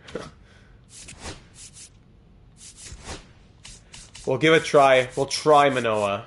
This might be his last chance at the MLB. Alek Manoah. Pinto goes there. Manoah comes here. Alright, Alek Manoah, here's your chance. What a crazy career he's had. From that season where he had a 2.24 ERA, 16 wins, 2022 All-Star, and then it just blew up in 2023. Didn't do much in 2024. And now 2025, here is his first and probably only chance to get himself back into the MLB. Alright, against the Mariners, 9-4 loss, 2-0 loss. We're now 19-21. Carl Leon, we know enough about him, I'd say. Do we keep scouting these two guys here? Ranked 24th now. We probably wouldn't be taking him at 8th anyways, so no. And this guy, Alberto? No, probably not. Alright, now we're going to scout the position. Alright, so we're going to say, let's scout. We definitely need some right fielders in our organization. I'm going to say, let's scout the right fields from International for 2 weeks. Let's scout the catchers. No, I'm going to do catchers individually. This guy's going to scout individually. Catchers. We pick at 8, then... Hold on. We pick at 83, 113. It wouldn't be there. Wouldn't be there. Maybe one of these guys. 80-99. Jorge Vasquez. 75-99 could also be a possibility. Thomas Nunez. So Vasquez and Nunez we'll do, but we'll start with Vasquez. So right fielder's International. And I want to also look at first baseman. Why not International? With Vladdy if he's going to be on his way out or what. Hey, James, just got home. Did I miss anything? Brutal opening day for my bank account. Oh my goodness, sorry to hear. Yeah, so at the start of the episode, we did make that trade for Henry Davis. Now, hold on to your hat, and maybe you want to sit down before I tell you this. Vladimir Guerrero Jr. is batting .222 with 1 home run through 40 games. And that's improved. 10 games ago, he was batting 180-something. That is the Vlad Guerrero we are dealing with right now. I don't get it. Santander's been a beast. He's been doing very well. And yeah, here we are as a team. So we traded for Henry Davis, who's been playing against lefties. Hasn't really been good, sadly. And you know what? I haven't done training. I forgot to look at training. I mean, they auto-do it.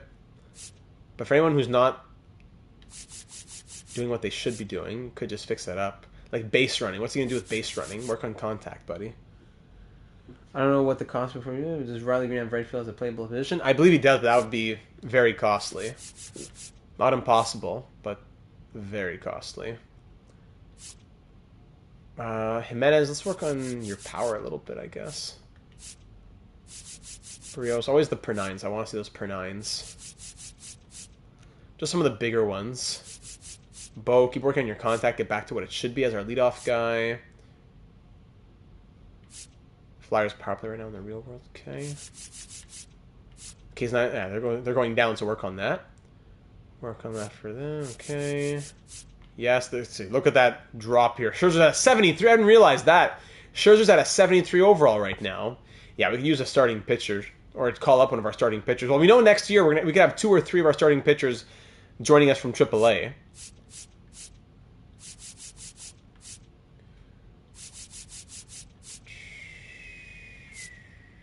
Savage, I like the clutch, but let's keep working on the per 9s.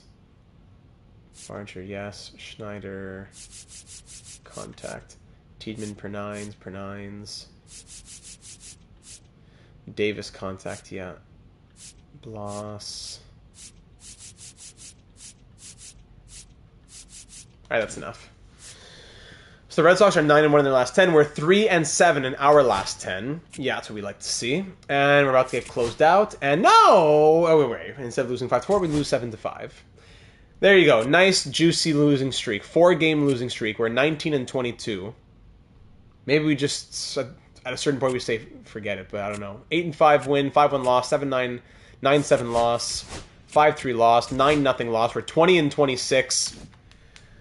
With Vlad being who he is, maybe we just say forget it this year. Vlad now batting .235. He's woken up. As much as we could say he's woken up. Jimenez is batting .218. Straw batting .233. How is Jimenez doing? Batting .125. Awesome.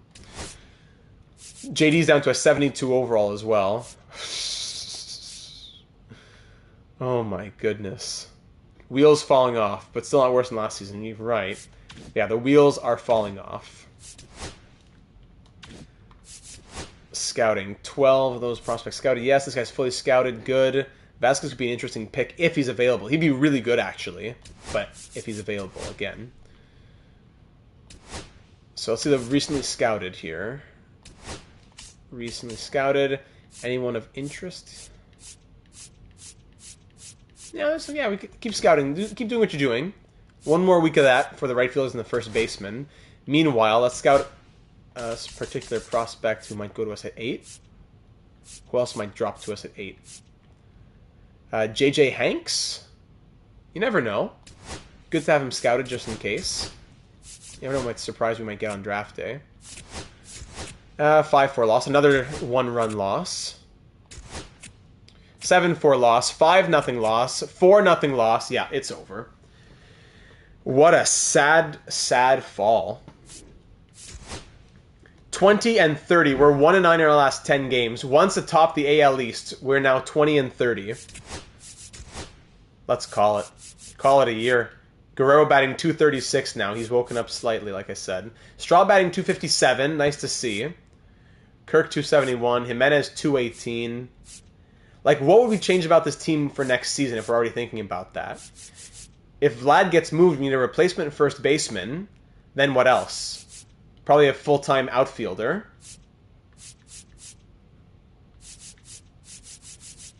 Or just someone who could DH if Santander goes to the left. So if we could get 2 big bats for Vlad, that would be an idea. But we saw the trade offers that we were getting potentially for Vlad Guerrero were not interesting whatsoever. If I want MLB-ready players, 2 73s. That's the offer from the Orioles. 2 73 overall guys. That's the value that Vlad Guerrero has. Bregman. Jazz Chisholm Jr. from the Yankees, but I can't bring myself to trade him to the Yankees as a rival. I'm only looking for 80s. Christian Walker from the Astros. Again, we saw him previously. Marcus Semien, welcome back from the Rangers at 34. Iglesias from the Braves for closing pitcher. Don't need that. Trey Turner. How bad of a contract is that they want to trade Trey Turner? Yeah, the first year of that contract. 27.3 million for 9 more years till he's 40. Yeah, that's a problem.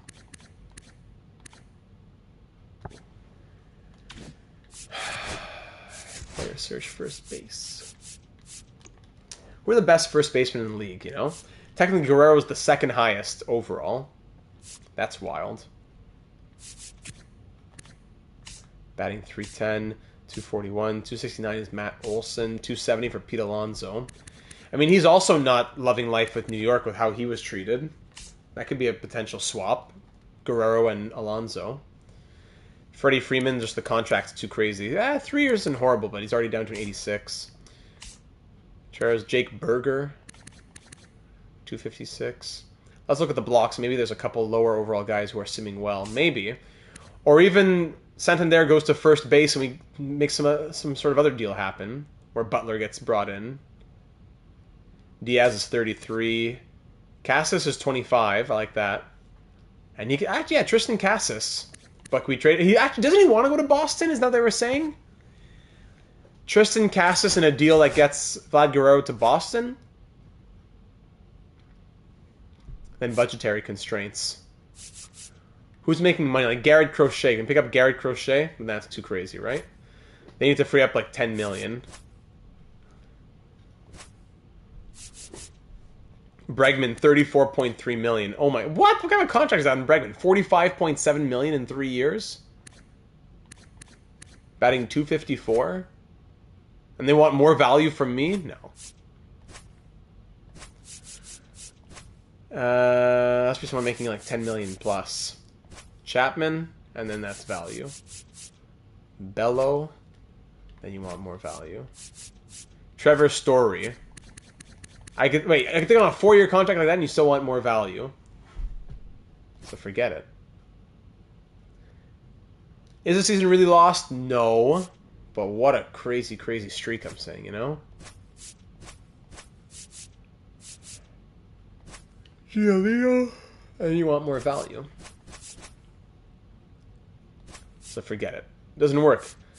The budget barely works on these teams. So we'd almost just have to get what we could get for Guerrero if we're trading him at the deadline or something. Because a lot of teams can't afford him. Lawrence Butler still on the block. Maybe that's a storyline that works. By trading them Vlad Guerrero. Maybe I'm just being negative. I wonder on Lawrence Butler. They want more value than what Vlad Guerrero is. Makes sense, I guess. Wouldn't take much. So just a little random would get it over. Nick Robertson would get it done. So Vlad Guerrero for Lawrence Butler would get it done. For him to be in the outfield for us. Back to Detroit. The Tigers, where are they?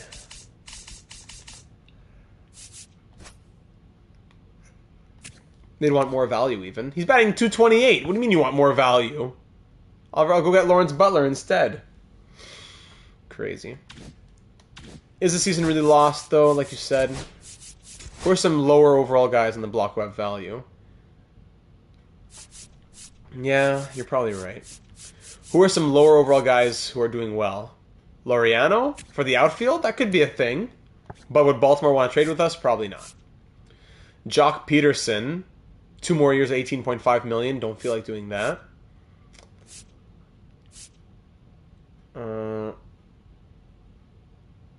Yeah, well, okay, we'll wait to the deadline.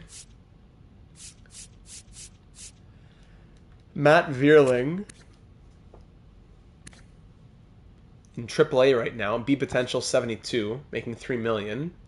I mean, that wouldn't be horrible, Matt Vierling. Owen Casey? Who's this? This could be an interesting pickup. Vierling is 6 years older. Vierling would be nice. But I also like this guy Owen. He is playing here in Chicago. He only played in 5 games this year. I mean, he's on the block. He wants to get playing time, maybe. If I say I'll give you... I don't know. Davis Schneider. Or you want JD Martinez? No, it wouldn't work budgetarily. Oh, it would work. JD, man. What a bum.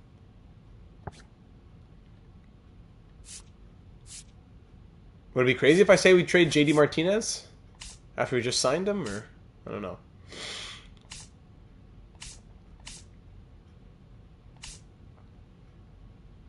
Oh, he's their top prospect? Oh. But 1, he's on the block, and 2, he's B potential. And he's Canadian. Is he their top prospect, though? Oh, man. But why do they have him on the block? Are they a winning team right now? My name is Mud. Slowly learning the ins and outs of baseball while navigating through Out of the Park 26. Yes, the biggest issue is learning each stat and their importance in determining how well a player is doing. Yeah, well said. Takes a bit of a learning curve there.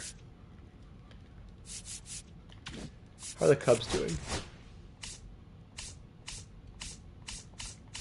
The Cubs are 25 and 25. And actually, I could look at their system, top prospects for the Cubs. This is a great tool for us to use that other games don't give us. Cubs. Is he their top... Come on. Prospect. He's their second prospect. James Triantos is number 1. Their number 2 prospect. But they do have on the trade block.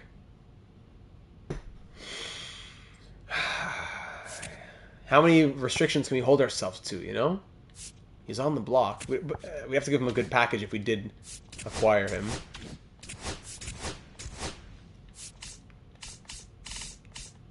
Probably one of our pitching prospects. So if I say Owen Casey for, let's say, one of our pitching prospects, we have Bloss, Yasavage, and Tiedemann.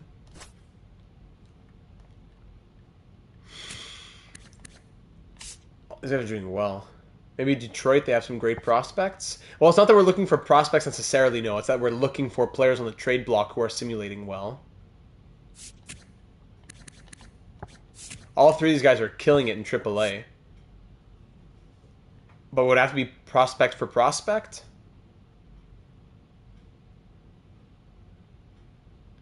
Let's see what fine trade gives us. Okay. Sabres are up 7-1. What?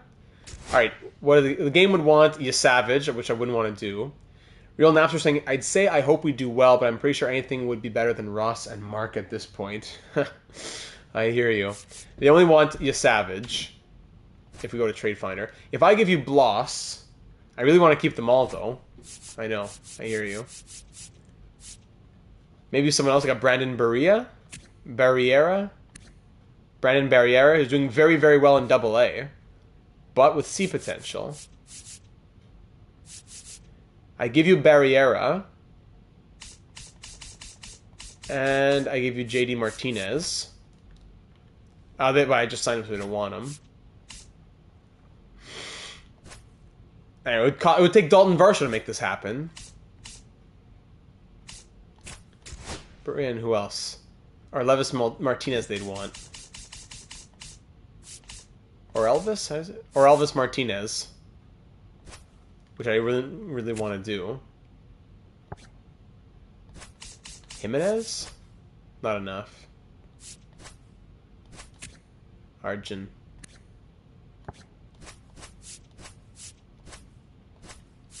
No, Owen's not going to happen right now, it looks like. Okay, thank you for the information on Noah Arenado. Something's got to change with how bad we've been. At least in the batting order or something. Clement's been hot. Let's put Clement number 2, Varsho number 6. Let's do that. And let's swap Jimenez here. Can move a couple guys around. Like Jimenez to give him a chance, nothing happened. Do we try DHing Davis Schneider?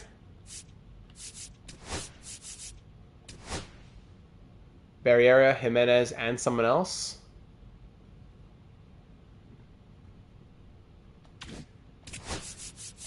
Back to trades here, sorry.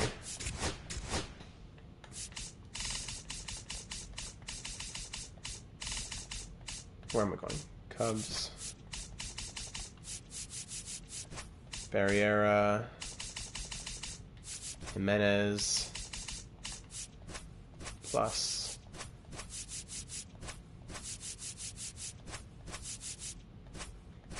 It would take a little bit more. I don't think we have it.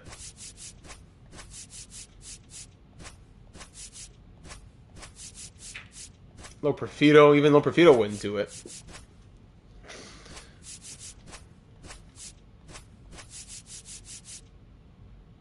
It would take someone more valuable than both those guys. Clase, we get done with Clase involved. Is that what we want to do?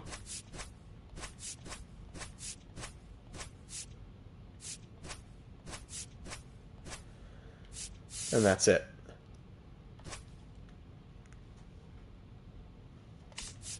Could we take out... what's the name if we do that? No. Could we take out Jimenez if we do that? No.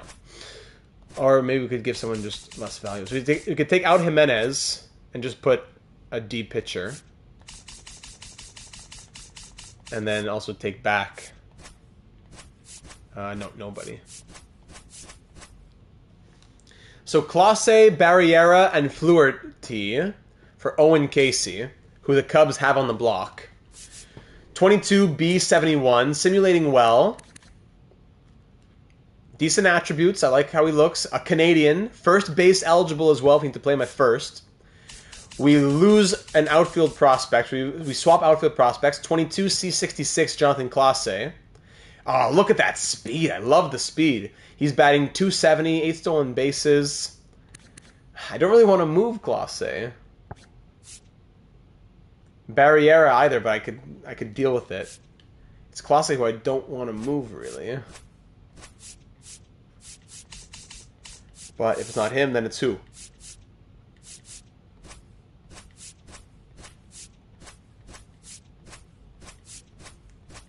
No one else really gets it done, I don't think. Max Scherzer would get it done. Do we give... Oh, how about this? What if we trade Max Scherzer to the Cubs to give him a chance at winning, since things don't look so hot over here? Maybe the storyline is he's demanding a trade after he expected a better, more competitive team. Could that be it? How about that for a storyline? We would lose another starting pitcher in our rotation, but maybe we call up somebody else. Maybe we start thinking about calling up the kids. Or Manoah sticks around, I don't know what. So Scherzer would get it done, free up more money. We get to keep Clase, who's a good, speedy outfielder. Yeah, a lot of thumbs up in the chat for that one. Green, green, green. I'd love to keep Max Scherzer for the storyline, but he is regressing heavily and probably not enjoying life here very much. So, thank you, Chicago. Good luck with that. Thank you for putting Casey on the block. We will say thank you very much. Owen Casey, welcome to Toronto. As Max Scherzer will get a better chance to succeed with the Cubs, and we will live life without him. No, Jimenez wouldn't be able to replace Barriera, sadly. The value wasn't there for him. What is this? All-star voting. Okay, what is that? Welcome aboard. So now in our lineup, Owen Casey will be an everyday guy. We'll put him in. Plays left field, right field, all that. We'll start him in left field, and we'll have him work on his defense. He's batting .286. I'm going to say we start him... I don't know. It's Diamond Dynasty thing? Okay. Varsho's been cool. Let's move Varsho down for now. Give Casey a chance. Varsho can go there. And then Kirk's too slow, so Kirk Jimenez can go there. There we go. And then against lefties, Schneider will come out as DH. Actually, no. Santander DHs. And Casey comes in. Immediately one of our better prospects, too, in the system. There we go. Put Casey there in the line. We're already giving him a lot of respect. Hopefully he'll continue to grow. The Canadian is welcomed home. And that's that. Now, for pitching...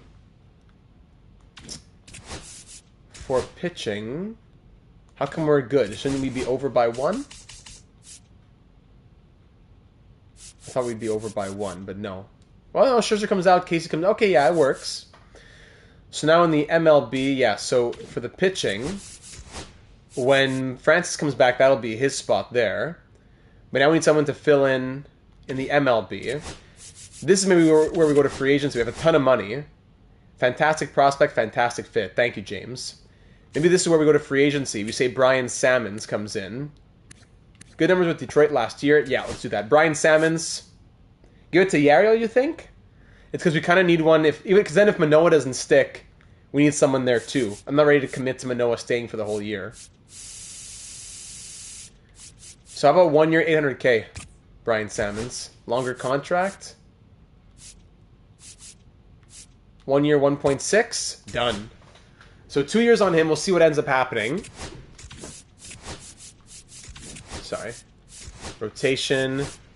Wait, hold on. Where are we? Who's pitching this next game? It's Gosman's spot in the rotation. Okay. So now roster. MLB. No. Where would he be? Okay. Starting pitchers. Sammons will get added to the 40-man roster and go to the MLB. Now we need to send down one, what, bat or arm? One bat goes down. So probably Jimenez. Yeah, let's give Jimenez a chance to get some at-bats in AAA. Jimenez, go to AAA. Great. So they needed a guy in AAA anyways. Now they're at 25. Okay, that works fine. Yes, yes, yes. Yes, yes, yes. Sammons goes here. Manoah in his 1 game or 2 appearances has not been great. And Rodriguez will stay there. Okay, so there's a little bit of a change to the lineup, ladies and gentlemen. Now if we look at our top prospects in our organization, Owen Casey automatically becomes our 3rd prospect in the pipeline. So Arjun, Savage, Casey, Tiedemann, Bloss, that's our top 5. If you look at the entire MLB, our top guy is 46th. No, he wasn't number 1 though. I missed someone. Hold on.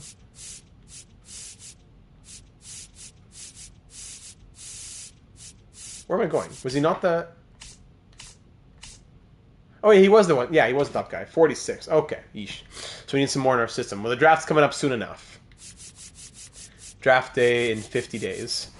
Sheesh. All right, let's see this first game with the new look Jays. Kind of new look-ish. Sorry. With Owen Casey in the lineup. Let's see how that does. How that team does. Fares. Tropicana Field. Gosman on the mound. Batting order switched up a little bit. Here we go. All right. Let's fly through it. Owen Casey, first career at-bat as a Blue Jay, grounds out. Let's keep on going. 1 run for us. 4 runs for the Rays there. Wonderful.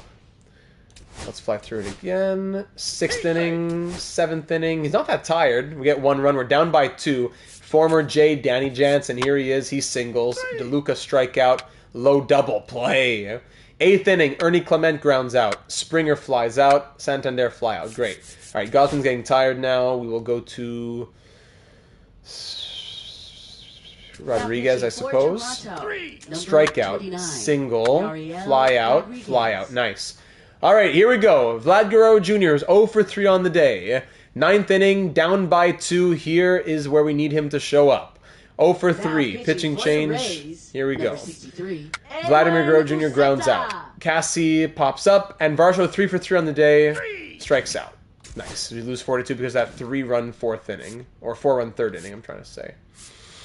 Wonderful. Another loss. 5-2 win. Nice. That breaks the 9-game losing streak. Or was it 10 games even at that point? I don't know. Okay, so this guy got scouted well. J.J. Hanks. Okay. Done that. Now this guy is better for the pitchers, so let's have him scout pitchers in general in the Central. Starting pitchers in the Central. Do that for 2 weeks now. This guy for position players. Let's have him scout on. We did first base, we did right field. Let's do a bit more at third base, probably. Third base Central. Let's do 2 weeks of that. And for you, let's have you look at another one of these potential guys that we could see at our pick at number 8. Any one of these guys better at pitchers. So, yeah. Juan Aguilar. Yeah. Let's do him. All right. Kirk pulled his back muscle. Keep him active. 8-4 win, 6-3 win, 7-2 loss. 8-2 loss. 5-4 loss. Place him on the bench. Hold on. Against righties. He will come in. Davis batting 167. Kirk batting 291 right now. Casey batting 160. Hey, if he doesn't work out this year, that's fine. We're more worried. We're more interested in him longer term. Springer now he's cold. Of course he is. Great. 7-2 win, 7-2 loss. And back to the scouting assignment. I'm really just excited for the draft here, I gotta say. Only 4 third base prospects in the Central, so let's cancel this one. Recently scouted third baseman. Anyone of interest? Not even. This guy here, who's going number 1, potentially. Charlie Hodges. Any other third baseman out there could be of interest? Willie Diaz, 80-99. 83-97, Joel Andino. So a guy like that's very interesting. Okay, so first we'll go with Willie Diaz. Aguilar, know enough about him. He's a B potential guy for sure, I would think. Scout prospect. Now we'll do the other third baseman that I wanted to see more on, who is Andino. Yes. Okay. All right, another week. Here we go. 11-3 win. And we can also see the reports from the system. Pinto struggled. Rivera raked. Gowdy had a good month. Mako had a good month. Good. Santander, Varsho. When's Francis back? 3 to 4 weeks. Broken collarbone. Takes some time. All right, here we go. We lose 2-1. Lose 7-6. Lose 12-2. Lose 4-3. Win 5-2. We're 26-39. Just tank it. Not gonna force the tank, but let's just let the tank happen, I guess, at this point. Nice. This guy looks interesting. Willie Diaz. I don't know. Like, I'd want to get him, but why is he ranked so low? I wish we could trade for picks. Look at this guy. 87-93 potential. I definitely want to go after Joel Andino. Let's move. You did 2 weeks there. Let's have you move from the Central to the East.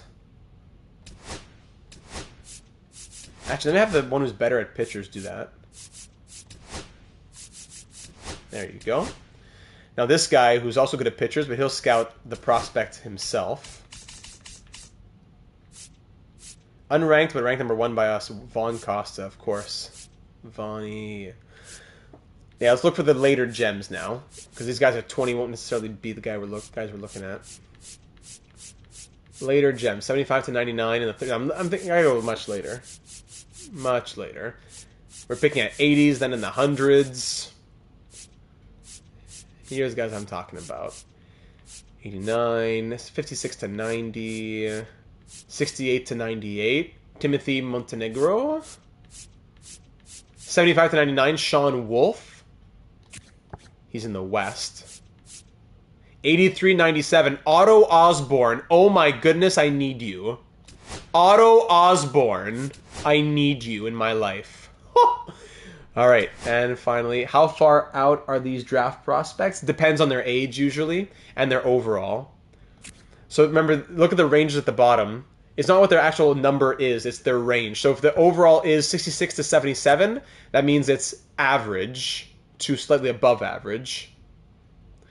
Yeah, I don't need to go too crazy yet. So you guys gotta keep me grounded. Let's go back to third baseman. Are we done on third baseman? We definitely want to go and get Joel Andino. Sorry. Didn't mean to click on him. Who else are we thinking about? Right field, did we say? Yeah, right field. 82-92, saw a little bit on him.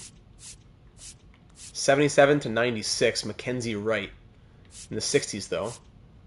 What are the 80-99, Felix Casto.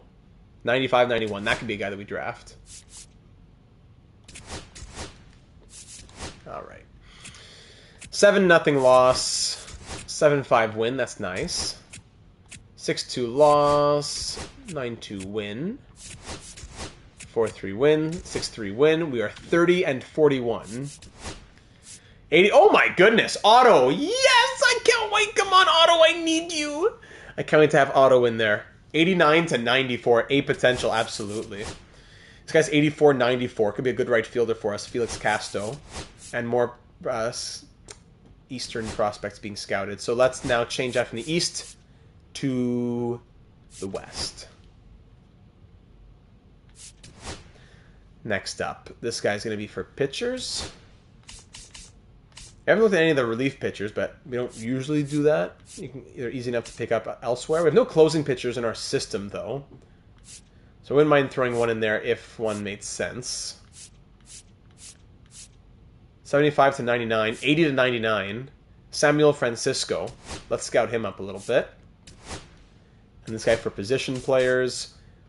Where are we going back to? We did our catchers. We looked enough at first baseman. Let's try and find a late first base. Let's find a first base gem. Any first base gems out there? Great potential, but as overall in age, he's probably never gonna make it. You're right. But if he's unranked, we can get him with our last pick. Then we'll take him. Yeah, we pick 173. Can't forget that.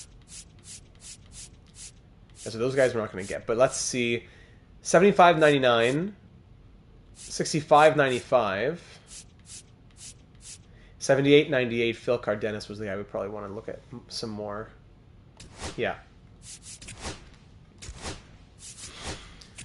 Okay, 4-3 loss, 3-1 win, 6-3 loss, 4-0 win, 9-2 loss. Barrios pulled groin, he'll be okay. 2-0 loss, 32-45 after another lackluster week.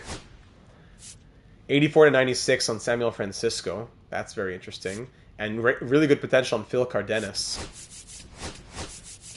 All right, you got a few more weeks to scout. Let's finish off one more week of starting pitchers in the West. This is going to be a pitcher. Any more closing pitchers to look at? Who would make sense for us? Adolfo Gonzalez. 75-99. 84-96. 83-97 and 85-99. Both those guys are interesting, but 20. Yeah, because he's 23, but he's going to be able to play straight out of the draft pretty much. So DeMarcus Floyd. And then we'll do the other guy the other week if we can remember. If I can remember, I guess. Aside from that, now just any gem. Anyone by sorting backwards.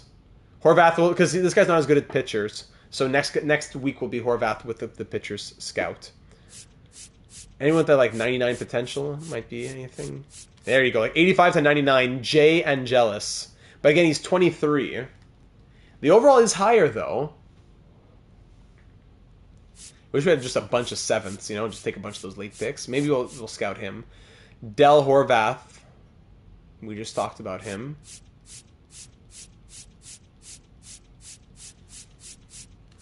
$75-99, Eddie Baroa. Closing pitcher as well. But again, I want a position player with this scout. These are all the closing pitchers here. No one else? 88, starting pitcher, relief pitcher. 88, left field. What this? 85, but it's, again, a pitcher. And again, he's 23. That's the problem. 75-94, center fielder 22. Koji Matsui. Alright, let's do him. Why not? Hey, the Canadian score, I didn't even realize that. Canadian score is a 3-2 game. Let's go. Allez, les boys. Okay, hold on. Let's auto-utilize both those for a second. So Francis and Barrios are both healthy. So now Gosman stays there. Barrios goes there. Francis goes there. Yes. Simmons has been fine. Bassett stays there. And Manoah, he woke up a little bit. I don't know. How's the relief pitching been here? Chad Green's been incredible. Like at the deadline, we're going to be selling off some of these guys. Nick Sandlin, whatever. We're going to be selling these guys off. Jackson, Burr. Anyways, can we keep Manoah up? No, we have 27 now, so Manoah's going to go back down. Manoah, 4.2 ERA. Not horrible. Can't say I liked exactly. Really? 4 out of his 8 starts were quality starts. 3 wins, 3 losses. Okay, so I take it back. I didn't mind what he showed, but no room for him. Unless we send somebody else down, like a relief pitcher. We could send down one of the relief pitchers and keep him in long relief. That's true. We could send down Ryan Burr, 5.71 ERA, or even Nick Sandlin, 68 overall, who's doing even worse. Could we send down Sandlin? Yeah, let's do Sandlin goes down. And then in AAA, they have 1, 2, 3, 4, 5, 6, 7. So Pop goes down to AA. There you go. So I want to keep Manoah in long relief to give a little bit of help to Rodriguez. All right. Whew. Another week. Varsho broken leg. What? Dalton Varsho out 1 to 2, 2 to 3 months. That's exactly what we needed to see. All right, get it out in a season like this. Just get it out and get it over with. Dalton Varsho out 2 to 3 months. And I suppose Miles Straw becomes an everyday guy now? Oh my goodness. Santander comes back to outfield, or no, he stays DH. Owens up to a 72. Miles has the better defense. Springer's pretty good, but we'll keep Straw in center field. Congrats. Straw's becomes the everyday center fielder to the end of the year for Miles Straw. You know what? Who's loving life? Up to a 65 overall. Who has the better contact against lefties here? Vlad, but... Okay, so Bichette will just go as leadoff, I suppose. Let's just copy the lineups at this point. Bichette, Clement, Springer... Tony, Guerrero, Kirk. Tony, Guerrero, how's he been doing? Tony, Guerrero, Davis. We don't want to do that here. So then Straw, Cassie, Jimenez. Instead it'll be Strassi, Casey, Straw, Jimenez. Would it be? Yeah, Davis. We do that against lefties and righties. All right, Dalton Varsho, heal up, buddy. We keep on going. 1-0 loss. Wally out 1 to 2 weeks. 1-0 win. 2-1 win. And a 3-1 loss. We're 35-48, 15 games back. All right. 2 more scouting assignments are left for us now. DeMarcus Floyd, 87-94, but again, look at him being 23 years old. Matsui as well as a possibility. Okay, back to scout prospects. Do we fully know the guy who we're taking at first overall? Like, the guy ranked 2nd won't be there. The guy ranked 3rd won't be there. At least I don't think they will be. The guy ranked 4th already is a stretch. What if can we sort by top 100 MLB rank? Yeah, MLB rank, who might be there at 8? You know, we have 5, 6, 7, 8, 9, 10, 11, 12. All these guys are scouted and good to go. One of those guys are the guys that we're going to be taking. Would it be good to scout these 2? No. If one of them dropped, I'll take them. If one of the top 3 guys dropped to 8, then we'll take them.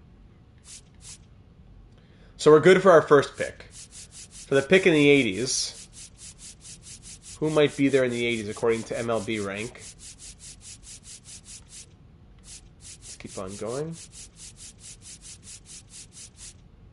The guy in the 60s, probably not. I don't want to waste my time if they're definitely not going to be there. Okay, MLB rank like 81. Again, my closing pitcher, not so much. First baseman, Brian Hayashi.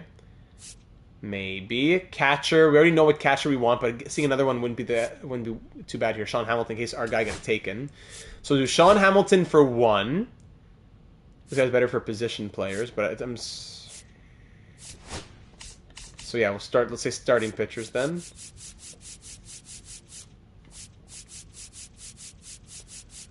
Let's get into the hundreds or so.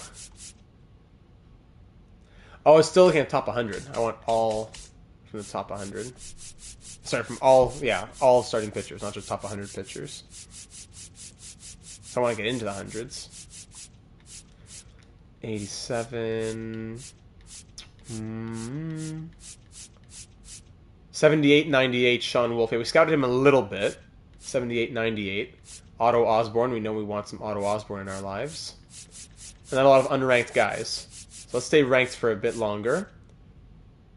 Sean Wolf, 120 we had said. This guy's ranked 5th by the league, but 105th by us. Wow, so like Clifford Acevedo, is that how you pronounce it? He's going to go early, and he has like C potential. Joe Stedman. Not even. Oh, there's that closing pitcher we wanted to look at. I just remembered.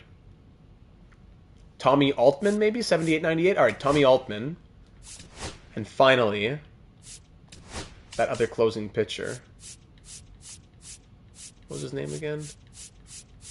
Horvath, yes. There we go.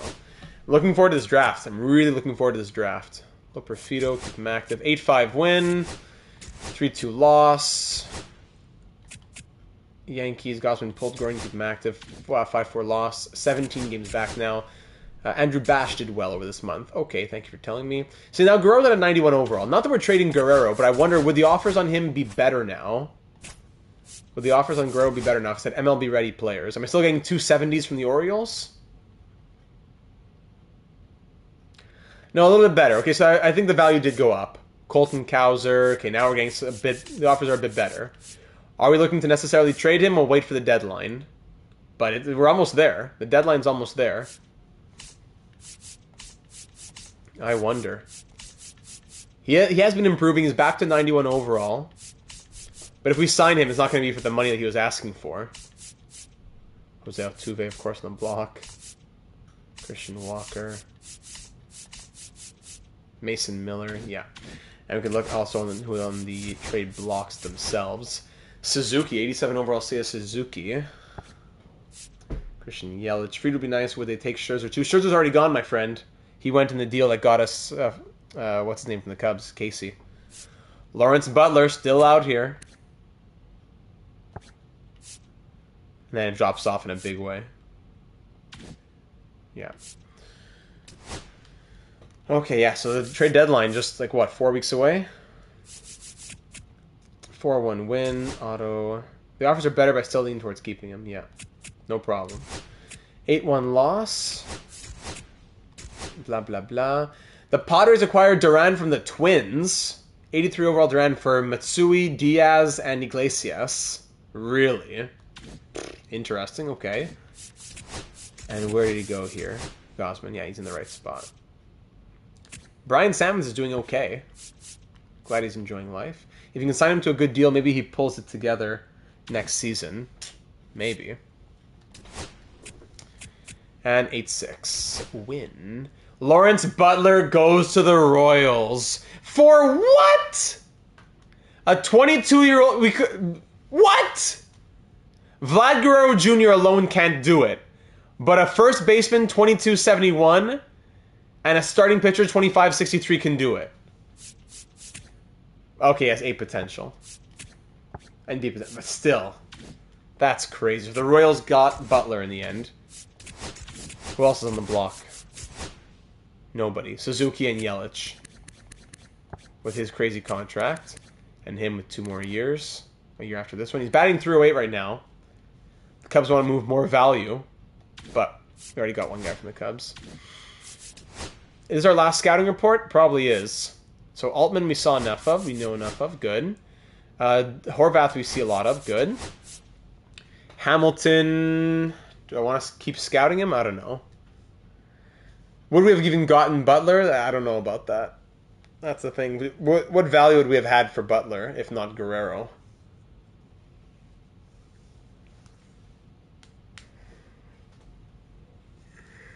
You're one of our pitching guys, plus. Alright, do we want to keep scouting Hamilton? Probably not. Last chance for scouting. Scout prospects. Going backwards. Looking for any blues that pop out. Like 62.96. Bo Cruz. Again, closing pitcher. I don't want closing pitchers. You could sort by position players. Can you even? Starting pitcher? No, you can't. No. Maybe one more look at outfielders.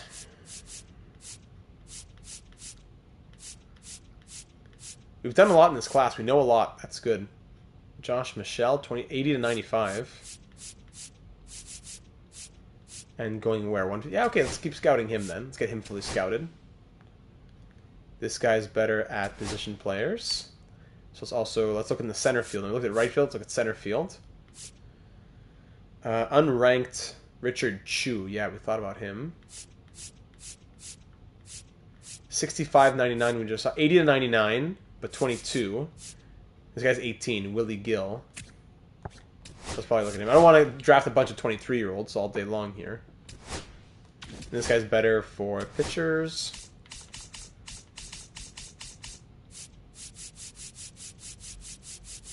Looking for the blue. Wish you could sort by age as well. 85.99, but 23. That's the problem.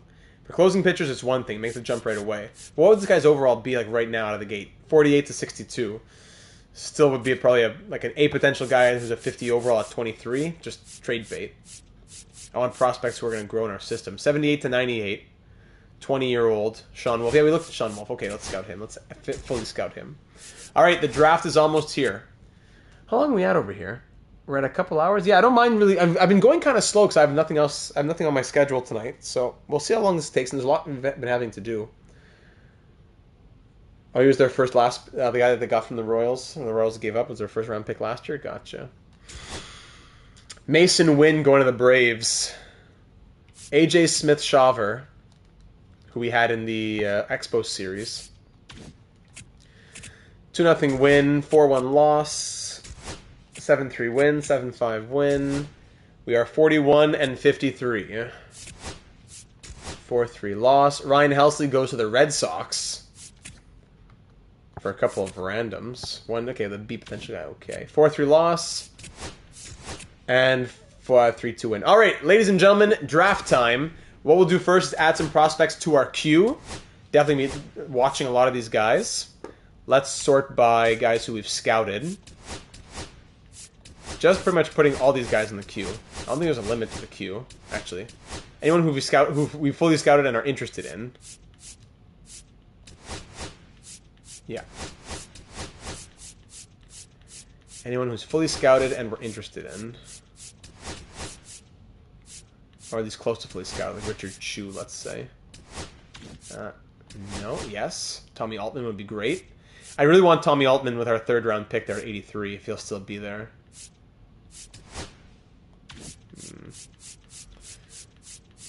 Who else is out here?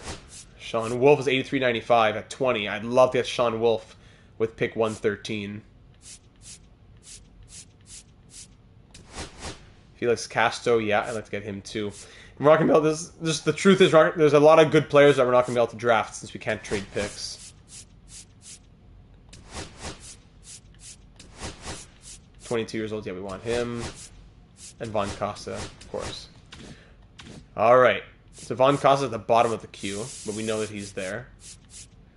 Go to draft. So here we go. Otto Octavius. We know we want Otto towards the end. Otto Osborne. Harry Osborne and Otto Octavius. All right, so the Nationals pick first. Nationals, Angels, Mariners, blah, blah, blah. And we pick at 8. I'm excited for this one. The number 1 pick is, to the Nationals, J.J. Hanks, the guy who we and the league had ranked 4th. J.J. Hanks at center field goes to the Nationals. A little sip there. Sam Jennings, who we had ranked 5th and the league had ranked 11th, Interesting. Goes second to the Angels. So already top players are going to be dropping. And going number 3 to Seattle is Matos, who the league ranked 9th and we ranked 7th. So you never know who might be there, eh? All right, let's sim to our pick now.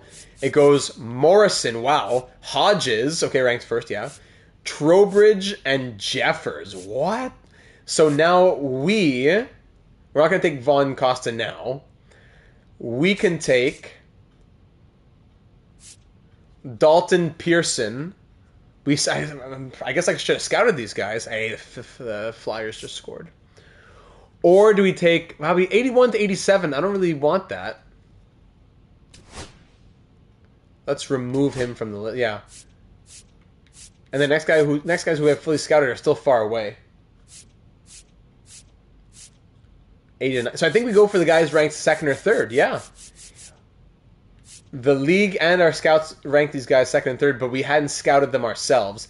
This guy, Lance Harris, has the lower floor but the higher ceiling, and his overall is 63 to 87 right now, while Dalton Pearson's is 61 to 80 right now. Opted out of the doctor's exam too, but this guy's healthy. And he bats left. I love batting left. Could have some really good contact. This top rank guys that dropped it. Yeah. Normal enough. Good speed from Harris. Good contact. This guy's more of a power hitter. Against lefties especially. Great vision. I'm leaning Lance Harris here from Florida. 5'9", 20 years old. I think Lance Harris is the pick here, ladies and gentlemen. It's a surprise that he is here. But I think that he's the guy. Outfield of the future, Lance Harris. Who I'm sure has secondary positions in the other outfield spots. With 2 minutes left on the clock, do we have the green light on Lance Harris? Or do you think more about Dalton Pearson? Or go elsewhere? Are they reviewing the goal? Is that what they're doing right now? Let me see this. But yeah, it should be interference according to what the league has been calling interference. That goal for the Islanders the other day? Come on, that better be interference from what happened on the Islanders. All right, let's roll the dice. Here we go. Lance Harris from Florida. You are the newest Toronto Blue Jay. Welcome to the team, big boy. Thank you, Bello. Oh, well, and what's... All right, it's a challenge. We're challenging the goal. Okay. Lance Harris, welcome to Toronto. The 2nd or 3rd ranked prospect drops to us at 8. All right, our next selection. We only have a minute here, so I can't go through memory lane and walk down everything. Just looking quickly at the first round. Where did the other guy go? Pearson ended up going 12th. All right, so now it's time for our next pick here. We have only 45 seconds. We got to go quick. I don't want to wait forever on Von Costa. If we look at Scouted, up next at 83. And who do we have pinned?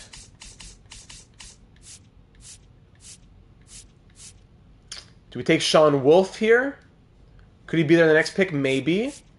A lot of our guys already went. Felix Casto might be the guy, 84-94. I think Felix Casto is the guy, right? 84-94. 83-95, but ranked 120. I gotta go quick. I'm sorry, I can't wait any longer. Felix Casto, let's go. It's only a minute, so I really have to go quick there. 2 outfielders joined the team. We have 3 pitchers in our system already, so I don't mind getting a couple of outfielders here. We'll probably go pitchers in the next one. So now I have time to walk down memory lane a little bit.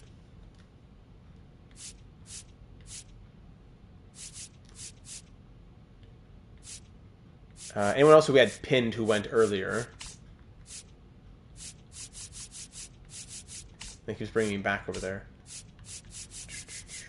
Yeah, so a lot of our guys who we had pinned,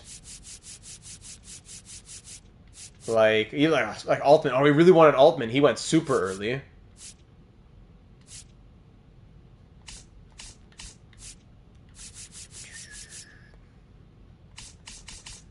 And then over here, this guy, yeah. Vasquez went early too. Willie Diaz, and we knew he wouldn't drop that far. All right, anyways, we'll sim to our next pick and see who's available by then. And there's still a lot of guys left at 113. Still a lot of guys here at 113. So, Von Costa, we could still probably wait a bit more. I don't want to wait forever on Von Costa. There's Richard Chu, who's also unranked. You could do our last 2 picks of Costa and Chu. Wolf now. Maybe 3 pitchers. Also want the first baseman, though, Phil Cardenas. I want that first baseman. Do we go first baseman and then 2 pitchers? That might be the move. The first baseman and then 2 pitchers. We already got the outfielder. Oh, there's also the third baseman, Andino, who we wanted, but he's 22. Andino at third base, or the first baseman. Where is he? Andino. I can't wait. I'm gonna put some faith in maybe Vlad could work it out. And we don't draft the first baseman, we'll take the third baseman, a bit more of a need for us. And our last 2 picks will be pitchers. So Chu actually went, I'm surprised. But we'll still get Von Costa. I want to risk it. So Von Costa, get your jerseys in the mail. There you go. Von Costa, welcome aboard. And the last pick, no one left pinned, sadly. At 173, there's only one guy who we've even scouted.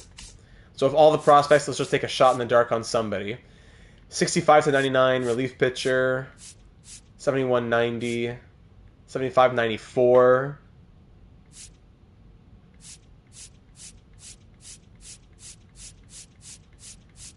$75.94 probably the best option. There's some good. We wanted Otto. There were some good prospects out there who we wanted.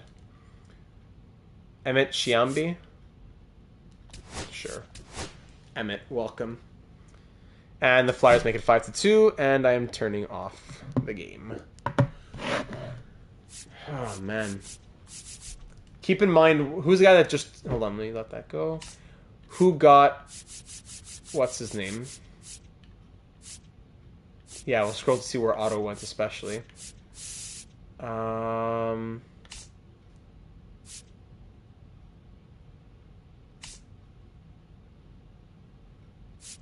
Where's Otto? Had he gone earlier than that? There's Sean Wolf. Yeah, he went there.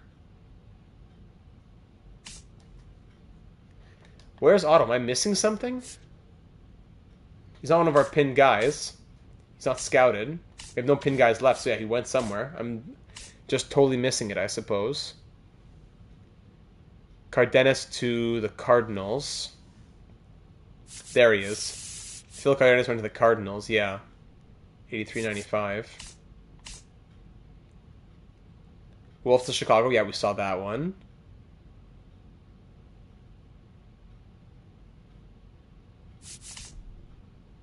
Was Otto gone even before that?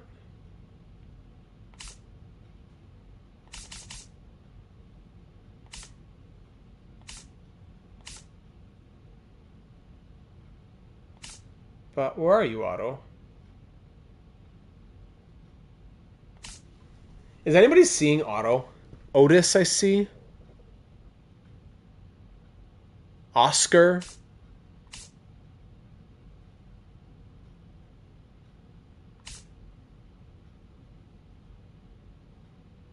No, don't see him anywhere. So I guess he just disappeared. He just left the draft. What is that? Where is he? How could that be possible?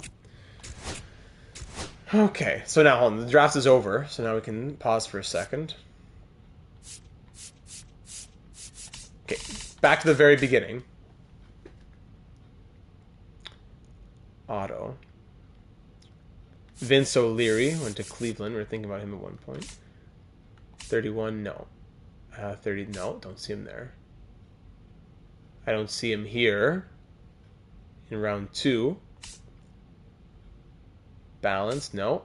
Compensatory balancing, blah, blah, blah. Round 3.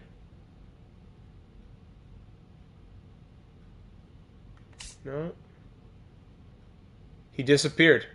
He totally disappeared off the face of the earth. All I see is Otis.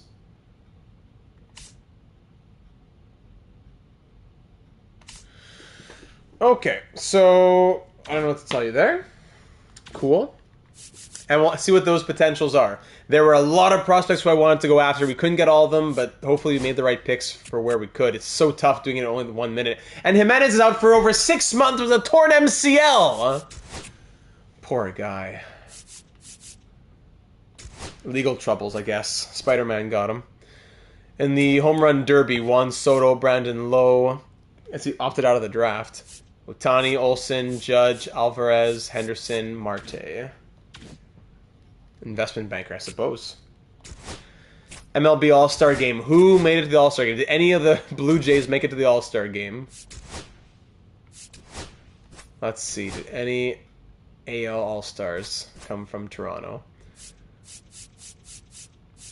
No pitchers.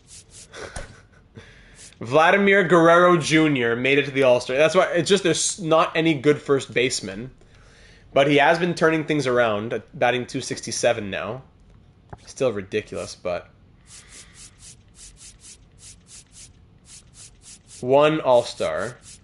Vlad Guerrero Jr. Of all the players, he's the All-Star. NL beats the AL, blah, blah, blah. Futures game, don't really care. Oh, Hoffman? Oh, I missed Hoffman. Thank you for saying so. So Hoffman and Guerrero made it the All-Star game. 1 to 2 weeks. Bison fixed the lineup. Dylan Cruz to the Astros. What? The Nationals trade Dylan Cruz to the Astros for Cam Smith, 22B69. Alonzo Treadwell, 22C64. And Colin Barber, 24C58. I hate this game and the trade rationale. 23A78 goes for a bunch of scraps.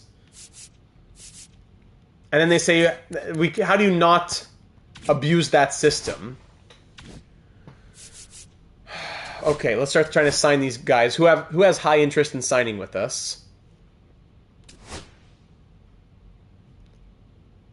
Oh, we don't even know their motivation.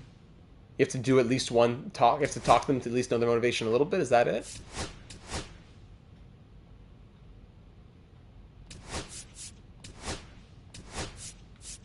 Let's get Emmett in here then, I guess. Okay, let's do that. And then we'll know their motivations. 3-2 win, 4-1 win. Alright, now let's see. Can I sign draft picks now? Oh, hey, what? I'm looking for that circle. Oh my god. I'm looking for the circle that gets filled in.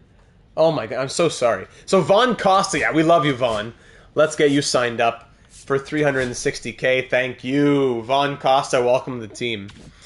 All right, Harris 43, we have to keep scouting him. 71 to 93 potential. Please tell me he has 8 potential. Come on. He's ranked number 3.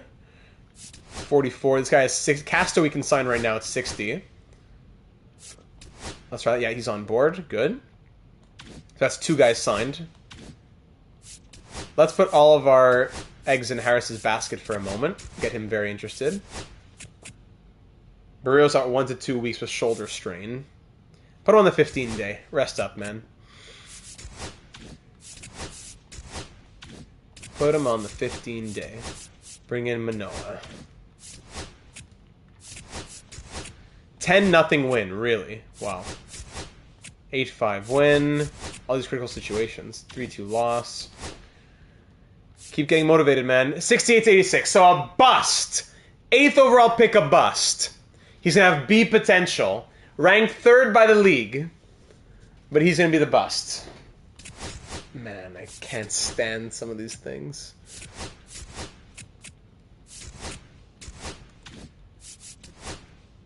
$67-83. What a horrible pick. Oh, we did so much scouting for what? You better sign for cheap. That's why I'm gonna keep you as the only guy in that slot.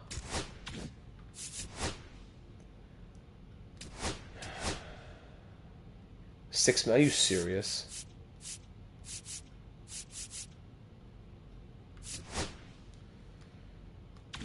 What a joke. What a joke.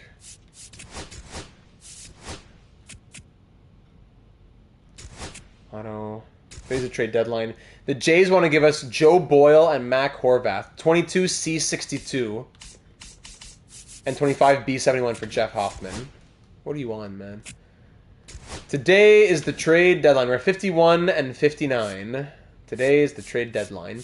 Let's just sell, guys. Let's just sell. Sell.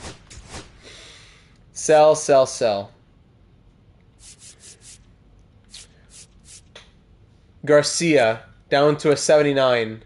Great numbers, though, so I wouldn't mind hanging on for one more year just for fun. Zach Jackson, decent numbers. Ernie's good. Can we give Chris Bassett a chance to win somewhere, maybe? Chris Bassett, go win somewhere. Yeah, okay, let's look at the trade block first, sorry. Suzuki, Altuve, Yelich, Garcia. Luis Garcia at second base. Now, I don't know if we're blowing it up, but we're definitely selling. Shane Baz would be great to pick up for a pitcher in the system. 25 B79. Lodolo, Sosa. See, at second base, we already have Jimenez, so getting Luis Garcia wouldn't make a ton of sense, sadly. But Baz, Lodolo.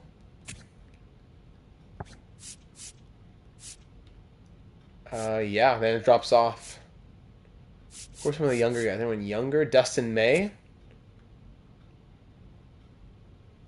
We had him last year too, yeah. Maybe Dustin May could be something. He hasn't pitched at all this year. Let's get Dustin May to become a machine with our team. I could see Dustin May being an idea.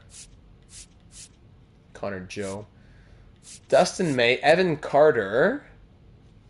Be potential left fielder. Played 8 games this year. Really, he's more of a righty kind of guy.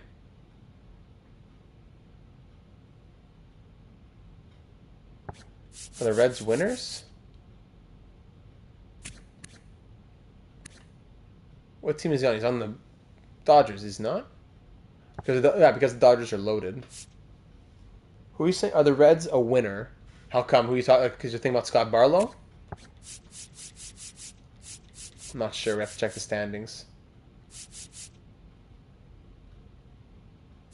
Oswaldo Cabrera.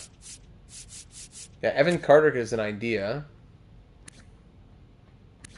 But in the outfield, we have Springer, we have Varsho, Santander, who could play other positions, yes. We just picked up Owen. ZNC, wow, long time no see, buddy. 12-2 is crazy for opening day, much needed. After 5-0, I switched it off. Things are going much better here, but we'll get there. Good to hear from you, man. Hope that everything's been well. Lodolo, Bassett, if the Reds are a winner. Interesting. Sorry, I put the wrong thing there. Yeah, his numbers aren't great. So Lodolo, the Reds are 57 and 52. I could see it. So Cincinnati, there's a few trade ideas we're going to have here. Yeah, Springer will be gone after next year. I'm just throwing out who's out there. Why can't I find the Reds? I just go through every team as I pass them by. Reds. So Lodolo, with his 4.31 ERA, his 4.1 ERA the year before that. You want Bassett? The numbers are a bit better? Maybe? What else can we get? Who else do they have in the block? Didn't they have one more guy? Scott Barlow? Who do we have in relief that might be interesting to you? Chad Green? No. Because of budget. So we'll trade Chris Bassett in this deal, maybe. So I don't want to add value. It's going to be too tough to make it happen. But who else could we trade their way? Salmons, Chad Green. There's Owen up to 72. Barger, Savage. Burr. I want to dump Burr. Can I throw Schneider in here too? So Schneider and Burr would get it done.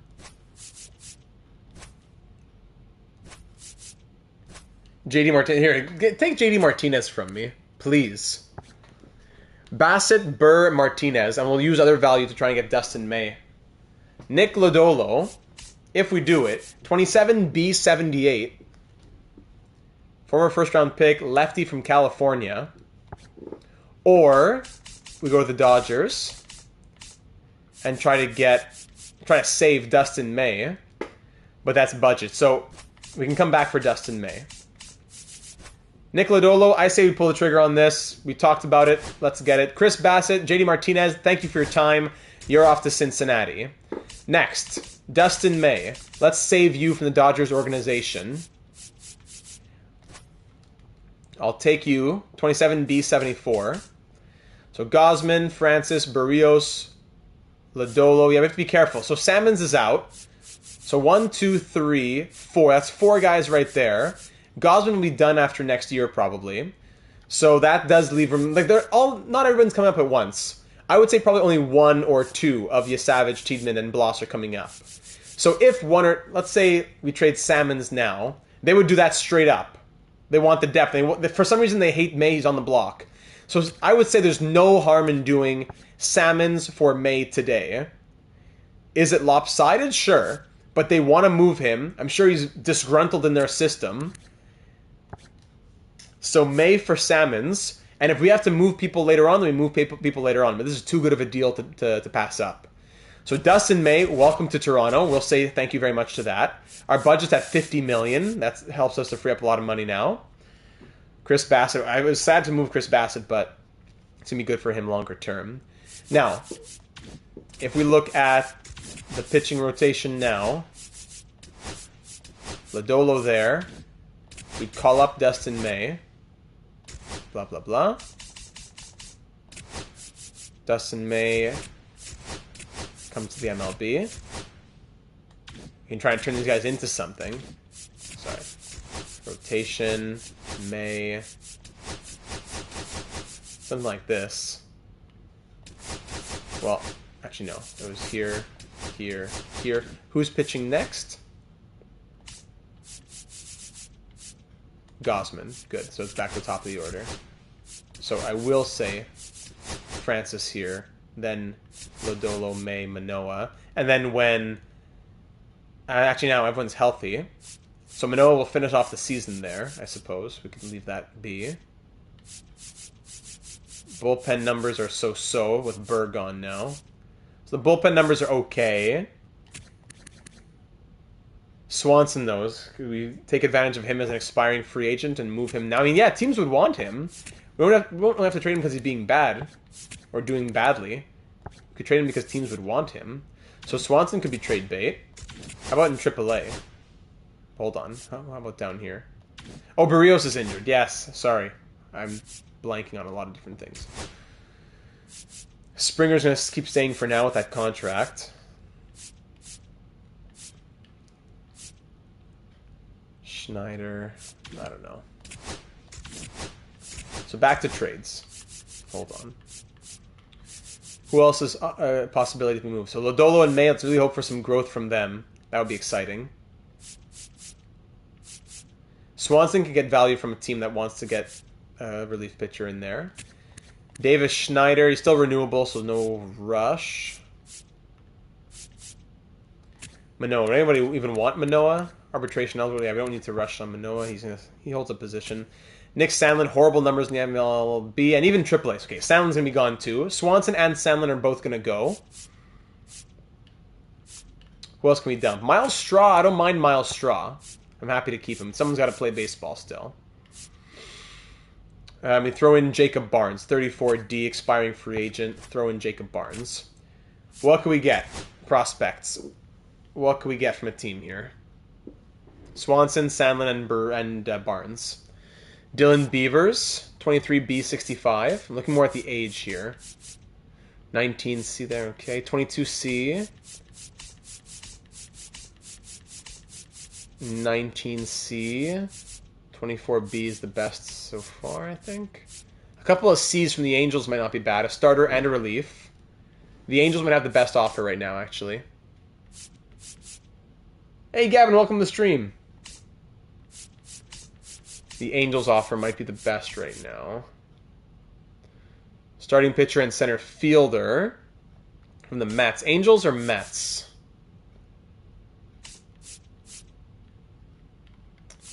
Yeah. Luke Dickerson.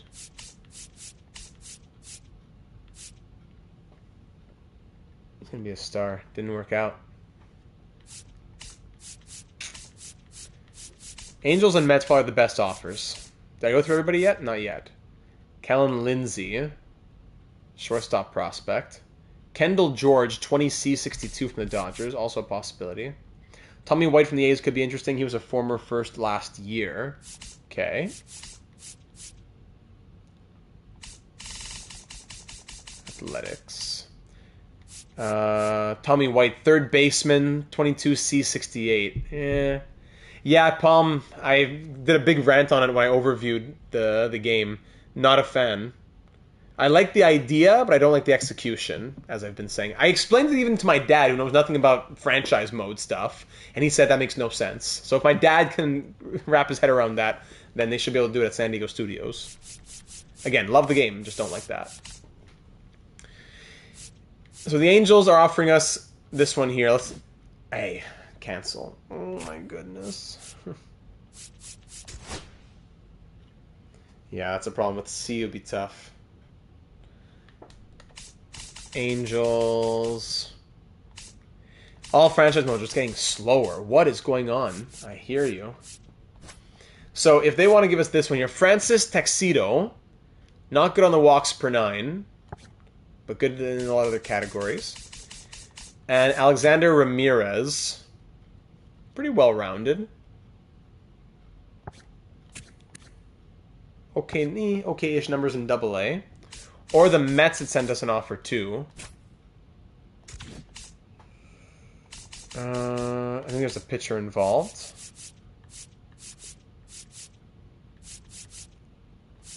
Can we get this? No, I couldn't do that.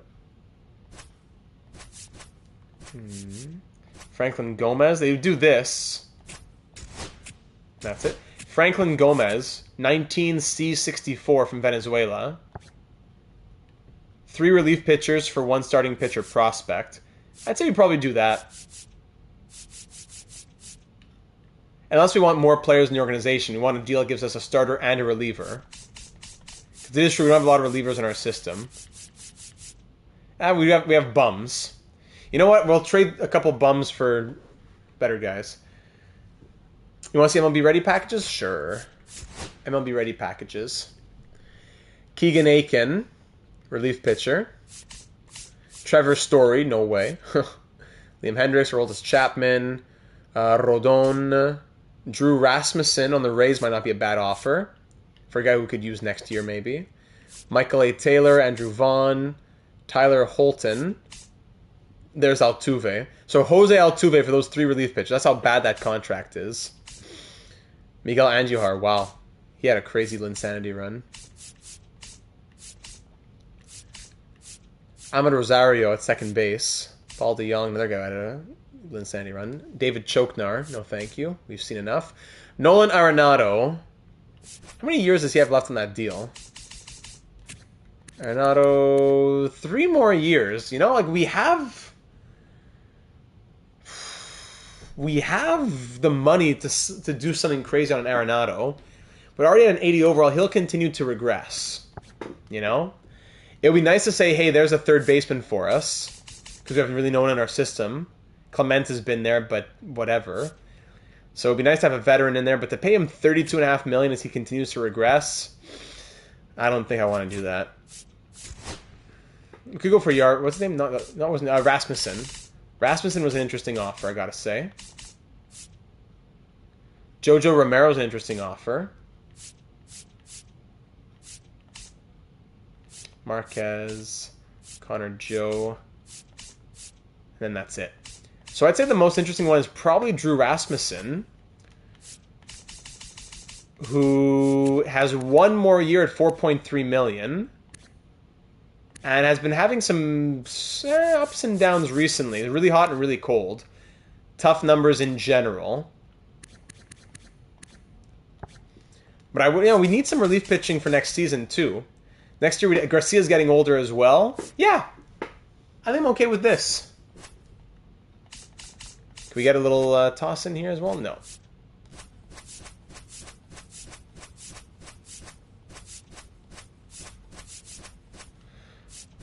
Okay, so this is the deal. Are we green lighting this? Did you see what Choknar did today? IRL really brought me back. Blew up Paul Skeen's masterclass. Awesome. No, I didn't see. I haven't seen anything in a few hours, but I'm not surprised at all. I'm looking forward to watching all the highlights with my cereal tomorrow morning. My Nature's Path, or Nature's Valley, what's it called? Cereal. Hobbsy likes that.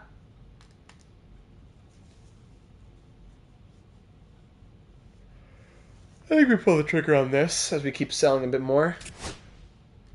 All right, Drew Rasmussen, welcome to the team.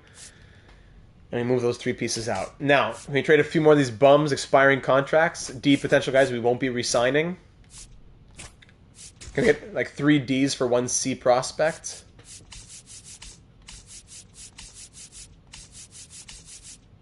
$23 B. The White Sox don't want to give us a B, really.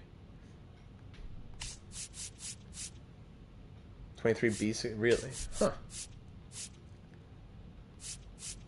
I'll take Montalvo, maybe? 21 C, 59 shortstop prospect. Let's just do that. I don't want to get too picky here. Daniel Vasquez. Thank you, Royals. And we'll probably stop there. Anything else? We have all these D catchers who we're not going to bring back probably. Like Matt Watley wouldn't come back, most likely. Kirk Davis next year. Davis up to a 70. This is AA still probably. Can't trade player who's injured though. Then AAA. Maybe the 27 comes up. We could trade Watley. How's this guy doing in AAA? Batting 229. Can we get just a first baseman in our system for AAA next year, for AA? Maybe that's what we trade for right now. And the second baseman here, 25 D62. What's he doing in AA? Batting 234? No. So let's try and get a first baseman. Some random with C potential or something. 26C68 they do. Jose Miranda. I forgot about Jose Miranda. He's 26. Yeah, Jose Miranda. He could be AAA, plus maybe he makes a jump to the MLB. Jose Miranda from the Twins. Let's probably do that with the Twins then.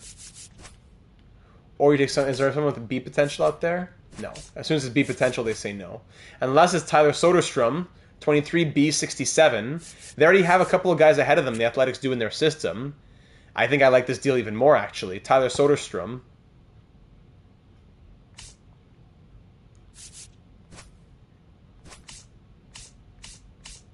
Yeah, let's do that. Let's not wait forever on this.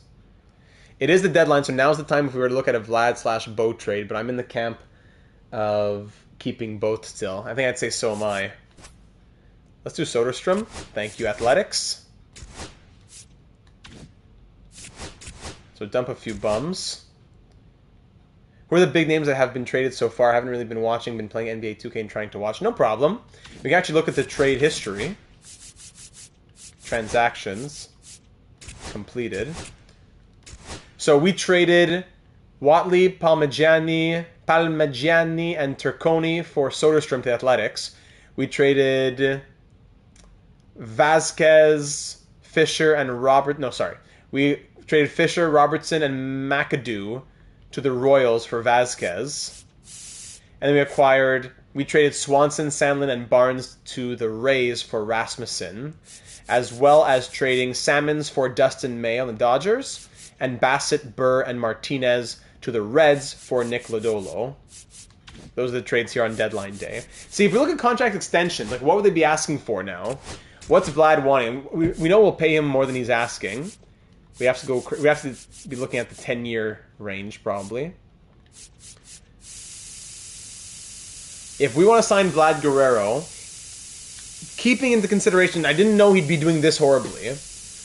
Keeping into consideration what he rejected in the real world, but also keeping into consideration how bad he's been this year. Yes, he's woken up, but he still hasn't been good. Some middle ground of 10 by... How much was he being offered again? Did someone pull that up again?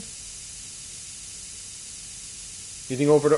Like, the starting price would probably be 10 by 300. Or 300 by... 10 by 30, so 300 in total. Yeah, Bassett, the Reds are going to have better use for him than we would. So we're talking that kind of money on Guerrero, which would still leave us with a good deal of money. Bo Bichette's still 79. Didn't he want like 400? Yeah, so I don't know if we can give him that much after the performances that he's been having now. Yeah, I don't think so. We can't. About for how many years we offered 500 million for? Do we know that? So for Bichette, I could do probably 8 years on Bichette. I don't know, 8 by 20-ish. That was for 15 years. So 500 divided by 15 is what? 33.3 million per year. So if we were to say, okay, in the real world, he's rejecting 33.3. In this universe where he had a horrible season, could we give him 30? We know he'd take 24, 25, but could we give him, it was over 14 years? Oh, because 14, isn't that the max even? So 500 over 14 is 35.7. If you decided to let Vlad walk, are there other free agent options? I would hope so. We could take a peek. Bo Bichette is probably in the 8 years, 135 million kind of range. Yeah, 2 big contracts. Lodolo would need a contract too. Ooh, you're arbitration eligible, buddy. Calm down. We could sign Lodolo now. 1 year, 6.5. 2 years, it goes very different. 1 year, 7 million. 1 year, 7.5. No, okay, so if he really wants 2 years, then it brings him to free agency. So no, I'm not going to do that. 1 year, 8 million. No, I'm not giving you 2 years, buddy. I'm not giving you 2 years. 1 year, not so. Well, I'll come back in the offseason then. Goodbye. How about Dustin May? After all the disrespect you've had to endure from the Dodgers organization. Can we go 1 year, 8.5? I think if he performs poorly, then his ask would have to come down. So if we go somewhere in the 30 to 35 range, I think it's fair. So yeah, 30 to 35 range is where we'll go on Vlad Guerrero if we re-sign him. Dustin May, 1 year at 8.5. Hey, again, with the security.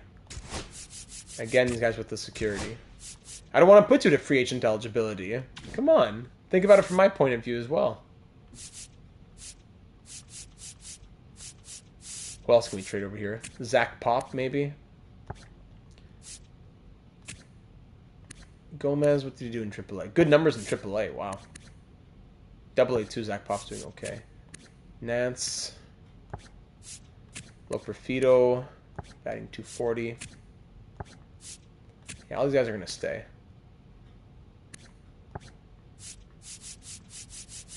Anyways, we'll come back to that later on. So if, I don't think we can see pending free agents, eh? No. So we have to look, we wouldn't be able to know for now. Like, look at the depth chart in the future. If you look at 2029, who do we see out here? Owen Casey had an 81, that's it? Come on, I got more than that. Tiedemann 84, Bloss 79? No, it can't be. There's more growth than that in our system that's going to happen. By 2029, this would be the team. It can't be. No, I don't believe this. Anyways, is that it? Are we done for the deadline here? Last chance to look at Vlad options. We put Vlad and Bo together even. Vladimir Guerrero Jr. Data 72 Hall of Fame nominee. Eflin and O'Neill from the Orioles. Red Sox will be offering an A prospect. Bellinger and Cole, wow, from the Yankees. Schmidt and Williams. So yeah, we're getting some realistic offers now. So it makes sense that offers change. Valdez and Abreu. Yeah, we'll do some of those call-ups. Save that for a second, Hobbsy. I'll ask you in a moment. We got a good prospect, a very good prospect, plus some more value if we were to move. Ooh, who's this? Juan Soto? What are the Mets saying? They want to trade us Juan Soto? Batting .353, 99 overall Juan Soto. Whoa, whoa, whoa. The best player in the game? I don't think we can do that. That's just too crazy. But Juan Soto for Vlad Guerrero Jr. Sadly, that's just too crazy. It's because of the contract. They're thinking 51 million. They want to free up the money. I can't do that. I can't bring myself to do that. Wow, that's crazy. What if we did, just for fun, with Vlad and Bo together?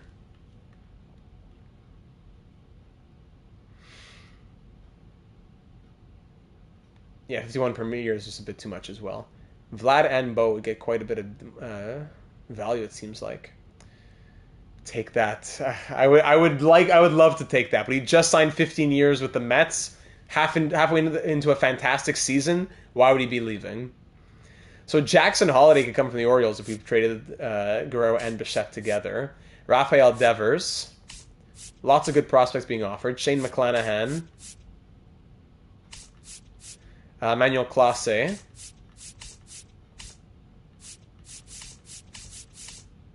Mason Miller.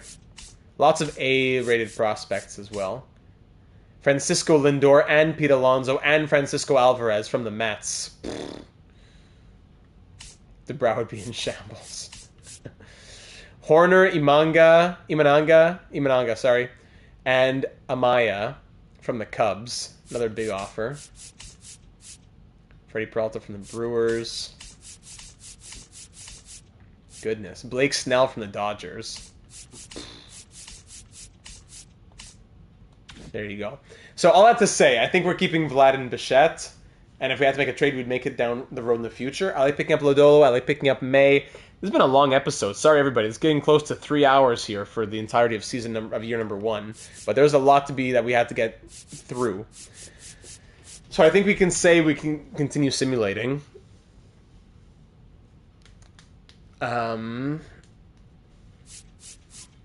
Yeah. With having made a couple of trade block moves. Are we good to continue? Do I have the green light for everyone to continue? I just looked at some other, like Ernie Clement. What would you want, Ernie Clement? Can I give you 1 year? I wouldn't mind getting a few of these contracts done on this screen to save us some time in the off season. 1 year, 3.1. Awesome. Am I missing anything we need to continue doing?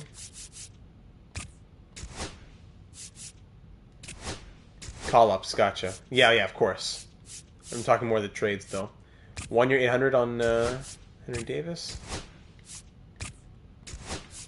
Yeah, Otto, I doubt he's in free agency, but maybe you're right. 1 year, 840. Henry Davis says yes to that. An easier way to find him would be player search. Otto. No, Otto Lopez, Otto Kemp, Otto Osborne just retired, I guess. So call-ups on there are at 23. So Barger will come up to play. Batting 177 right now. Give him a chance in MLB instead. Things are not going well in AAA. Barger comes up, and Rodin, you said? So right now that's, yeah. Soderstrom's up here too. Do we send Soderstrom down? Schneider, Barger, Davis. Do we send Soderstrom down? He's been getting MLB time. Batting 263, so we probably keep him up.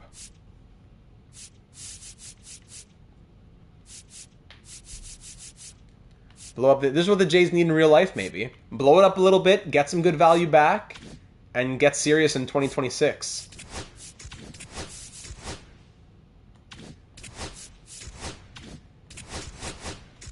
We're at 24. You said Wagner, but he makes sense. Where is Wagner here? Second base. Soderstrom can stay. Yeah, we'll call up Rodin. 40 man. That gets it to 25. One more. We can get a pitcher in here as well, probably. Do we call up one of the kids in these great numbers? I don't know if I could do it. Maybe, yeah, bullpen probably most likely. Let's go relief pitching. And Amir Garrett will come up. Or Nance. 3.09 ERA. Better numbers. Yeah, Tommy Nance. Not Nancy, right? It's Nance. Tommy Nance can come up. A bunch of guys in single A have to go to double A, then double A to triple A. So let's do it this way. So 1, 2, 3, 4, 5. 1, 2, 3, 4, They have fifth here. That'll be Manoah later on, but right now it's not. So this deep potential guy can go to AAA. 1, 2, 3, 4, 5. 1, 2, 3, 4, 5. 4. Actually, no, and Pinto's there too. So one more can go up to AA. Like dance, yeah, gotcha. 1, 2, 3, 4, 5, 6 in the MLB. 1, 2, 3. We'll call up these guys. AAA. You could maybe sign a couple pitchers.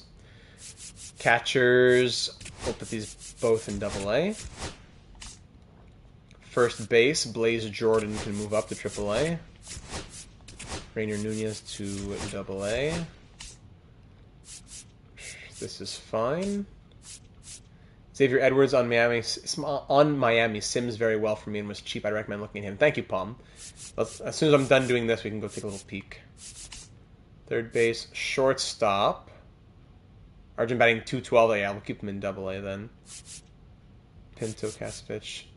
Vasquez, no, we can go to Class A. What's he doing up there? Left field, Javon Ward, AA. Upperfield, AAA.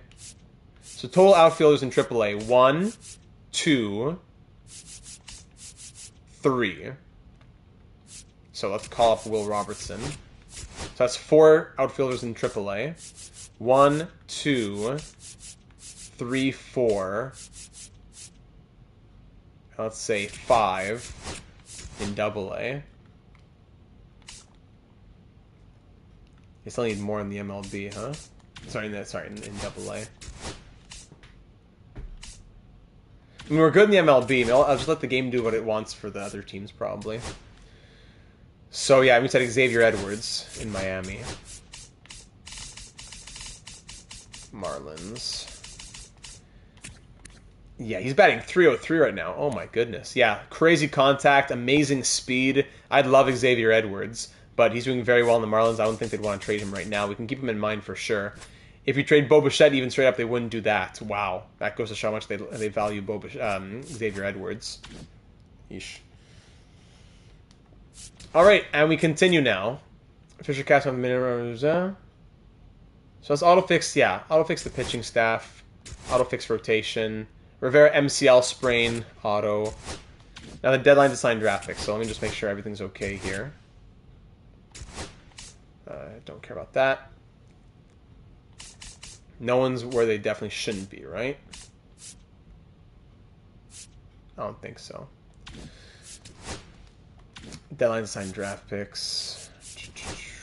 Let's see. Andino. I really want Andino. I'll give you a ton of money. 100% motivation. 100% motivation, buddy. Woohoo! And finally, Emmett. We have lots of money for you. 97%. There you go. Alright, so we got our guys. The first pick was a bust, but at least we got our guys. 3-0 win. And now here we go. Let's view these picks. So the first guy's a bum, we know.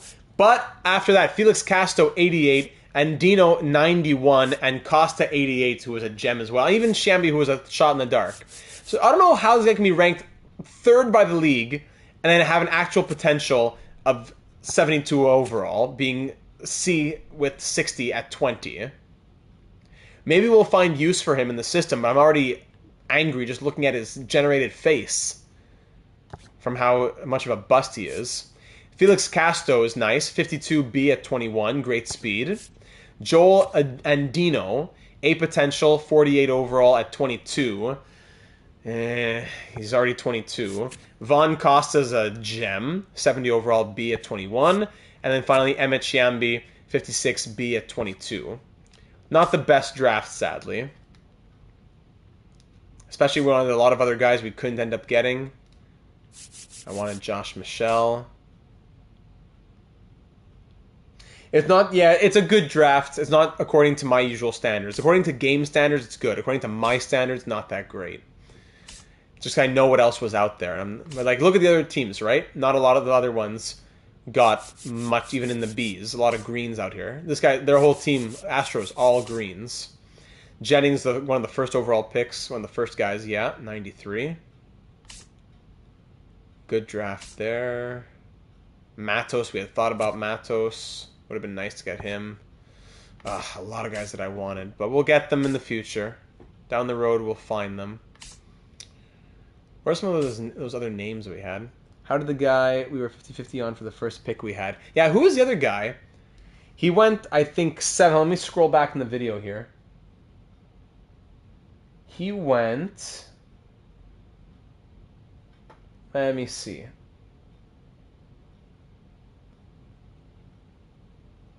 Give me a second here, everybody. I want to see this. So, okay. At the draft, he went... Hold on, now I found it. That guy went... Hold on... Pearson to Texas.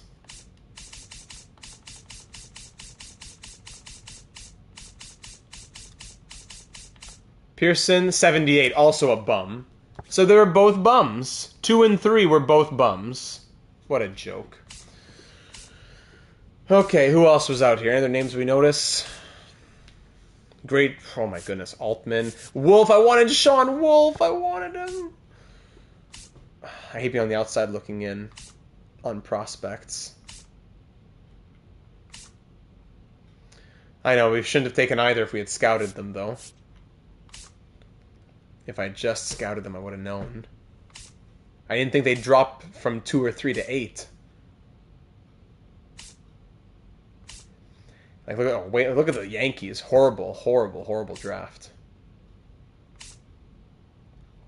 So yeah, our draft wasn't that bad.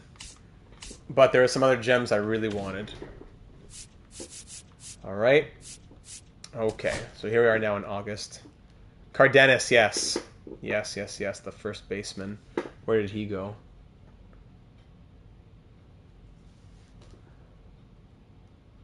Cardenas, let me see. I'm looking at the recording now. I went back in the recording a little bit. Just bear with me so we can just double check on him. We know we want to see him. Cardenas was his name? Yes. Oh yeah, to the Cardinals.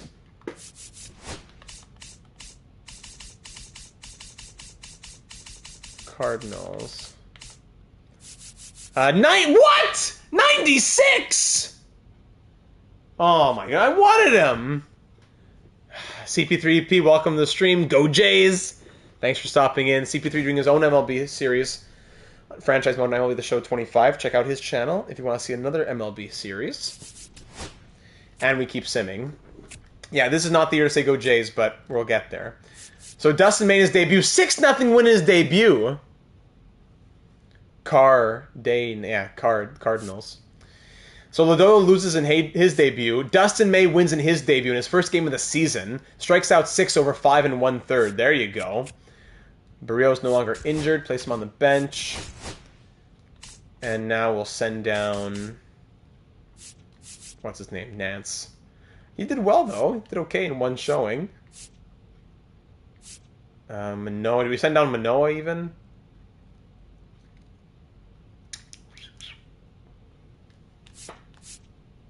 Or one of the bats. They're about to come back up, but... Yeah, I'll send down one of the bats, I guess. It's a lot of bats. We'll send down Rodin. They'll come back soon enough. Rodin back to AAA. AAA, one of the bats can go down. Robertson. Whatever. Play some of the younger guys over Straw to see what we have? Sure. I'm down for that. Straw's actually been okay. But yeah, you're right. Let's get... who's an outfielder? Unless we put him DH. Actually, was Rodin an outfielder? Oh, we should have done that. Did I just waste an option on him? Probably. Rodin's an outfielder. He'll get back in September, though. He'll come back in September. For right now, let's get Santander back to left field. Or, yeah, sure. Springer... Or Casey, where you put him there? Good growth from Casey to 73. We'll put him in center field. Casey in center field. No, I don't know about that, actually. Springer in center field. Barger can play left field. Oh, that's good. Or I was going to say we could just DH him. But you know what? With the arm strength, wow. So, Barger can come in for Straw. But then we'll put Barger in left field. And Santander will DH. There you go. That's what we're going to do. So Barger will come in more of a full-time role. Soderstrom's going to get a chance too. Let's have him go... Let's have him DH against lefties. Let's have Soderstrom DH against lefties for the rest of the year too. Get him some ice time. AKA field time. And Casey comes in for Straw. Okay. Kirk is hot. But I want to keep getting Davis some at-bats. Especially in a year that doesn't really matter. Alright, 7-1 win. Awesome. I didn't even fix the lineup now that... what's the thing is back. Who's pitching this game? This is Francis. Francis, Lodolo, May, Manoa. Barrios is going to come back right there. I suppose, yeah, why not? In that spot. And Manoa in long relief. And we keep going. 5-0 win. There you go. Moving to 60 today, I guess. 5-0 win. The other than words, we can move Soderstrom back to catcher as a back. That's true. He's catcher eligible. That is true. Loperfido out 2 to 3 months. Goodbye. Sim to the end. We win 9-8. Auto. Just get to the end here. Loss, loss, loss. Win, win, win. Dalton. Hold on. Varsho's back. Wait, what is? And what was that message? Hold on. So Varsho's back, and then it said, oh, I have too many batters. Right, of course. So now, welcome back, Dalton Varsho. We'll send down, I guess, Miles Strauch. I don't, must consent, I don't want this name from assignment. So who do I send down then? Davis Schneider. Alright, great. It's about to be September anyways. So, Varsho will go center field now. Varsho's going to come back to play center field. Santander DHs. Left field Barger. Right field Casey. Springer can rest. It's not the end of the world if Springer comes out of the lineup.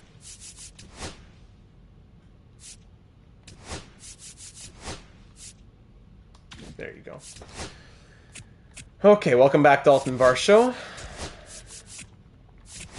Don't care about situations right now. I'm going on a nice win streak with Varsho back in the lineup. We're going to finish just above 500 just to laugh.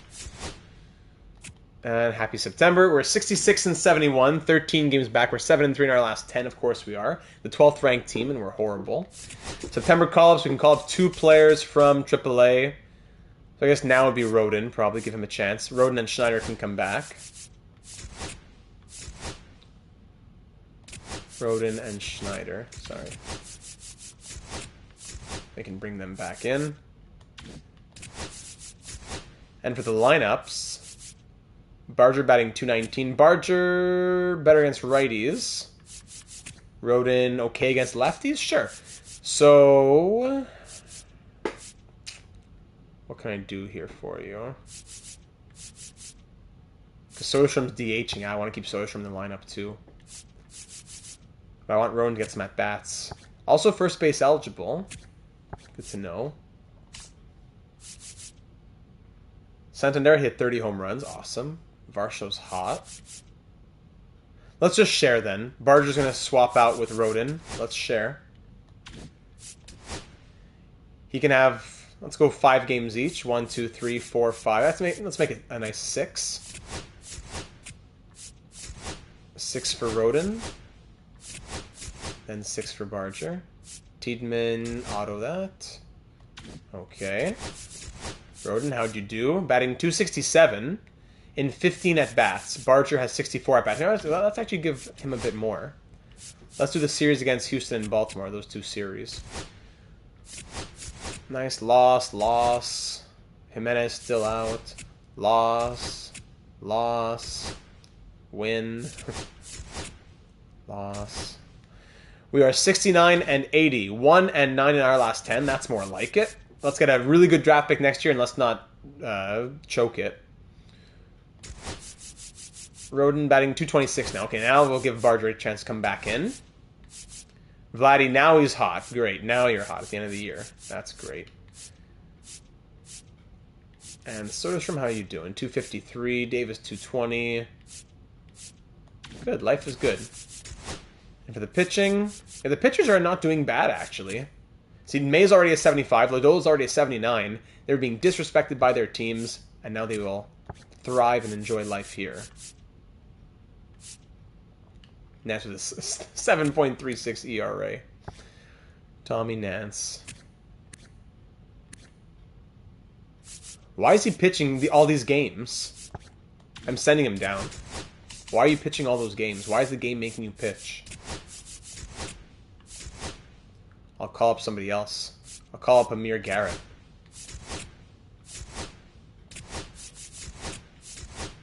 What a joke. Okay. 5-1 loss, blah blah blah. Why are all of these critical situations coming up now? All right, so down in AAA we end up finishing the season 69 and 81.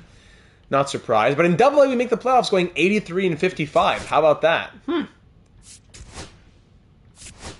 Keep on going. Nice more losses to end the season. We got eliminated by the Rumble Ponies. Last game of the year to end the season. We are 73 and 88 right now. Last game of the season, 18 games back. Let's end it off with some big smiles on our faces to end off year number 1. But you know what? I'm hopeful for year number 2. I'm excited about what this team could be. Hobbsy says analysis time, which basically explains the Jays in real life too. They have too many guys and need someone to break out. But where's Bartolo? Exactly, Nick. That's what this team needs. Zero passion, not from zero skill. We're not struggling from zero skill. We're struggling from zero passion. Get me Bartolo at the plate DHing. Let me see that helmet fly off his head as he swings for the stars, and that'll get us going. Come on now.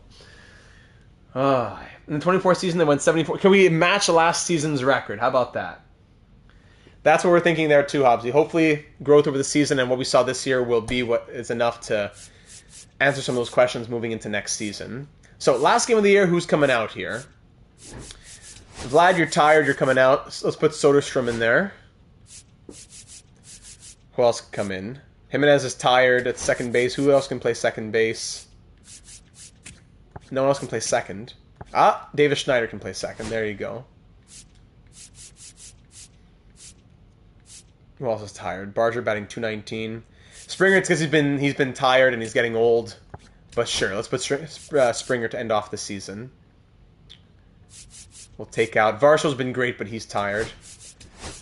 Bichette, who else can play at shortstop? No. Tony Tater's Grand Slam. I'm waiting for it. Look at all the cold. Look at that. Look at all the colds. 1, 2, 3, 4, 5, 6 who are cold in the lineup. 6, 7, 8, 9, 10 bats that are cold right now. That's exactly what you want to see. Straw has energy, but he's cold. Rodin will come in later on. No. Skip ball. Play ball, here we go. Let's fly through it. 1 run for the Rays, 1 run for us, 1 run for the Rays. Francis, I've seen enough, especially that we want to just get some pitchers in for the end of the year. Data, you got a team you're looking forward to watching this year in the MLB? Oh, boy. I can't say I watch much live MLB. I do watch I watch a ton of highlights. I do fantasy baseball. I do think the Cubs will be a more exciting team this year. Clement could play shortstop? Okay. I'll match last year's record, too, if we can win, yes. The Cubs, I think, will be an exciting team this year.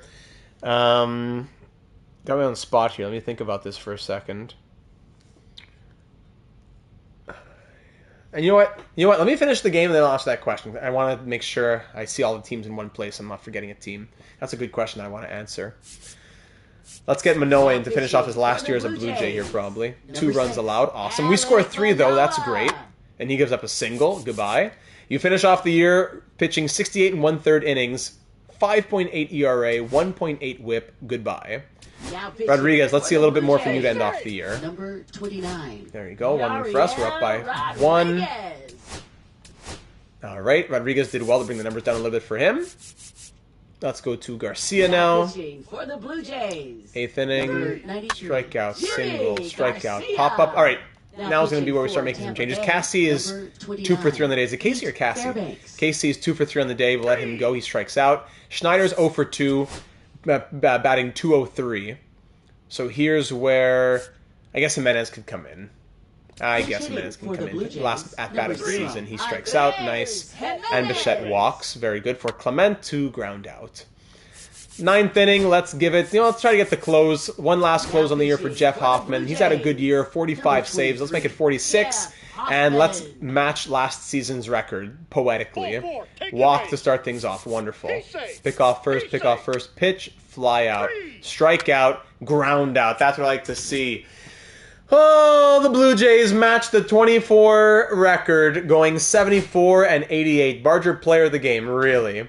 74 and 88. How poetic. Matching the 2024 season in the first year with us. But we're not just going to let that sit. We made moves. We sold off a lot as well. Oh, we wanted to go in? You know what? Honestly, it's already been like 3 hours and 15 minutes. We'll go in next season, absolutely. So what I wanted to see was all the AL East tough division, absolutely. A team that I'm excited to watch this year. Let me think here. I'm excited. A lot of teams that are interesting. The Tigers, I think, could be exciting to watch. I'm excited to see, as much as maybe you don't want to see the A's succeed because now you don't want John Fisher to get all that. It will be nice to see Butler and Severino and a bit of money being spent with the A's, and they can actually have a bit of success maybe. And you know what? I think my official answer would be the Mariners, though. The Mariners, with that rotation, that's going to be crazy. If they could just find some bats to open up, to wake up a little bit, that could be a crazy team right there. A lot of other teams I'm interested in watching, but I think my official answer to your question, Nick, would be the Seattle Mariners. So that's the year. There we go. So let's look at a few of the numbers to end off the season. We go 74 and 88, 457 record, and that concludes the season. So we see the playoff picture right there. Let's check out the standings. Were the worst record in the league? Sorry, no. So the White Sox were worse, the Guardians were worse, the Angels were worse, the Athletics were worse. Yeah, so 1, 2, 3, 4 teams worse than us in the AL. And 1, 2, 3, 4 teams worse. So we're probably picking around 8, 9, 10 range again in this next draft next season. Stats from our players. Who brought some value? Santander played in all 162 games. That's crazy. So 84 runs from Vladimir Guerrero Jr., who started the year horrible. Now he's up to 93 overall. He had a good end to the season. That'll be what gets him paid, if we pay him. We'll talk about that in the comments at the end of the episode. Bo Bichette had 170 hits. Hopefully I can get him back into the higher 80s. He's at 80 right now. 35 home runs from Santander in his big new contract. Awesome. 27 from Vlad, 23 from Varsho, who missed a lot of games due to injury. And then it drops down to 15 and under. RBIs, 96 from Tony. Stolen bases, 24 from Jimenez. He had 30 last year. 14 from Bo, 13 from Vlad, really.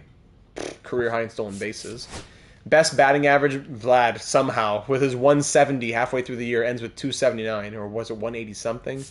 Varsho 266, Kirk 262. On-base percentage, Vlad 375. Slugging, Varsho 502. OPS, Vlad 850. Most walks by a long shot, Vlad 86. Let's see, total bases, 295 for Santander. Hit by pitch, Bo and Santander 6 times each. Caught stealing, Jimenez 8 times. Errors, 19 errors from Bo Bichette. Oh my goodness. 9 from Vlad, 9 from Clement. That's ugly. And wins above replacement, 5.0 for Varsho, 4.2 for Vlad, negative 1.7 from Springer, negative 1.1 from Ernie Clement. Yeesh. I thought it was a better year than that for him. Schneider, negative 0.2. Appeared in 20 games, a negative 0.2. Davis Schneider. Yeesh. Sorry, man. That's about it for that. That's position players. All pitchers now. See, all pitchers in the system. So, 11... I'll go with starters, probably. Yeah, okay, let's just do starters. So, Barrios, Gosman, Francis, Lodolo, who joined us halfway through the year at the trade deadline. Dustin May, who all these numbers are just with us. That's nice to see. So we pitched 51 and 2/3 innings, 10 starts, 3 wins, 3 quality starts, 3.83 ERA, 1.16 WHIP, and wins by replacement of 0.6. So that's nice to see from Dustin May, who's up to a 75 overall. Very good. Anyways, so ERA, Gosman 3.00. Best ERA is as a Blue Jay, actually. Really good numbers from Kevin Gosman, who has 1 year left on his deal. Best WHIP going to Dustin May at 1.16, Barrios 1.17, 3.25 ERA, another super consistent year from Jose Barrios. Love that from him. Quality starts, so that's game started. Quality starts, 20 out of 33 starts were quality starts for Gosman, 19 out of 30 for Barrios, 12 out of 30 on the year for Lodolo, 9 out of 25 for Francis, 3 out of 10 for May. Wait, did the game send some players down that they shouldn't have? Yeah, hold on. Cassie should not be there. Case, I could look at his numbers from here, though. So his total numbers between us and the Cubs had him bat 216. We gave him a lot of chances. He's growing an overall from 70 to 72. It wasn't a great year. Growing pains. We'll figure it out. 216 rookie season is manageable. Alek Manoah, 10 starts, 4 wins, 5.8 ERA, 4 quality starts, negative 0.2 wins above replacement. Probably, I don't know. I doubt he comes. Arbitration. I doubt he sees the MLB again, though. Tyler Soderstrom, who we picked up, who was also catcher eligible. Between us and the Athletics, he bat 254 on the year. And I think that was about it. Amir Garrett saw a little bit of time there. 2.16 ERA. That's good from Amir Garrett. Should have had him up earlier, probably. And there you go. Rodriguez, they'll have him down too. Rodriguez, 4.44 ERA. Now with that 67 overall B potential, helping him to grow a little bit. Better numbers than last year. Not as good of a whip as last year. More value. Lower Ks per 9. But keep in mind, last year was not a simulation. Okay, let's go back to stats.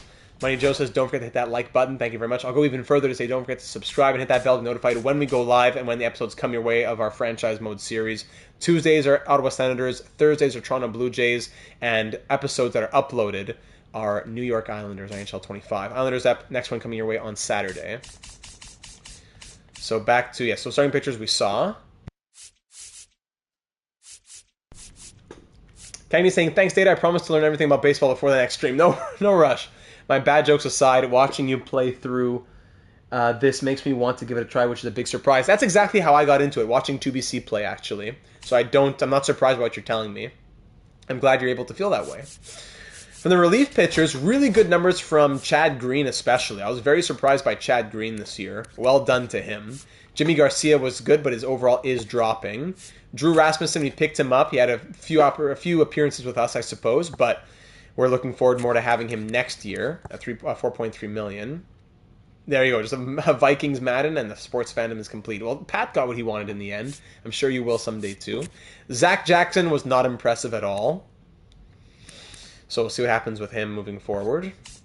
And of course, Jeff Hoffman was very, very good. 46 saves on the year, only 6 blown saves, 2.51 ERA, 1.05 WHIP. And on such a bad team, Jeff Hoffman did well. Signed on for 2 more years, $11 million. We got to give him a better team. So there you go. There are the stats, ladies and gentlemen. If you want to look at the league leaders, it doesn't show as many anymore.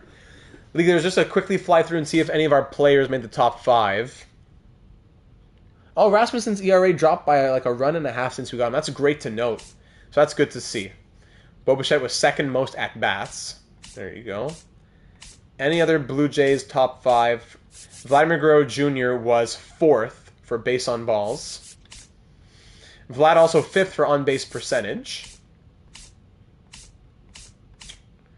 Jeff Hoffman 2nd. Tied for 3rd, actually. Sorry, I should say. Tied for 3rd in most saves. Griffin Jacks. Doggy will love that. 56 saves.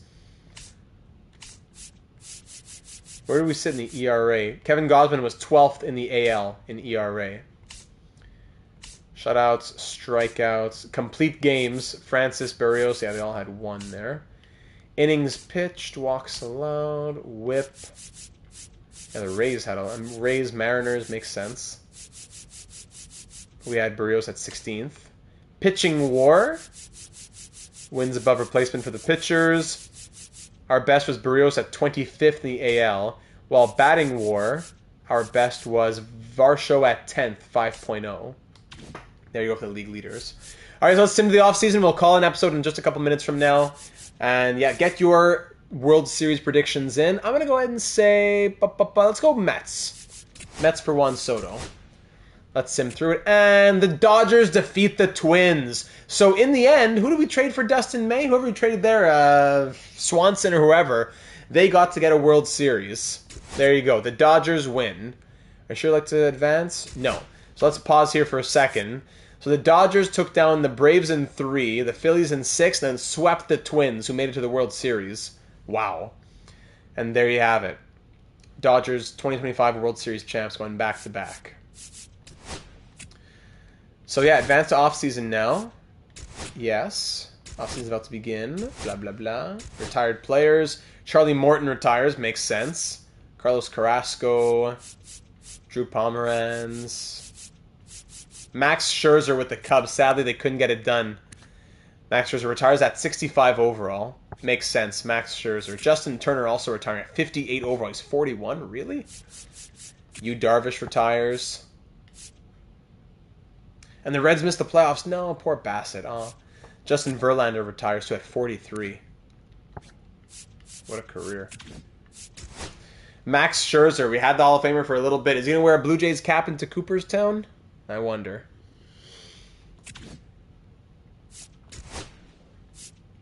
If we see awards, we can't. It's too late to see awards. We didn't win any, or else I would give him a exclamation point.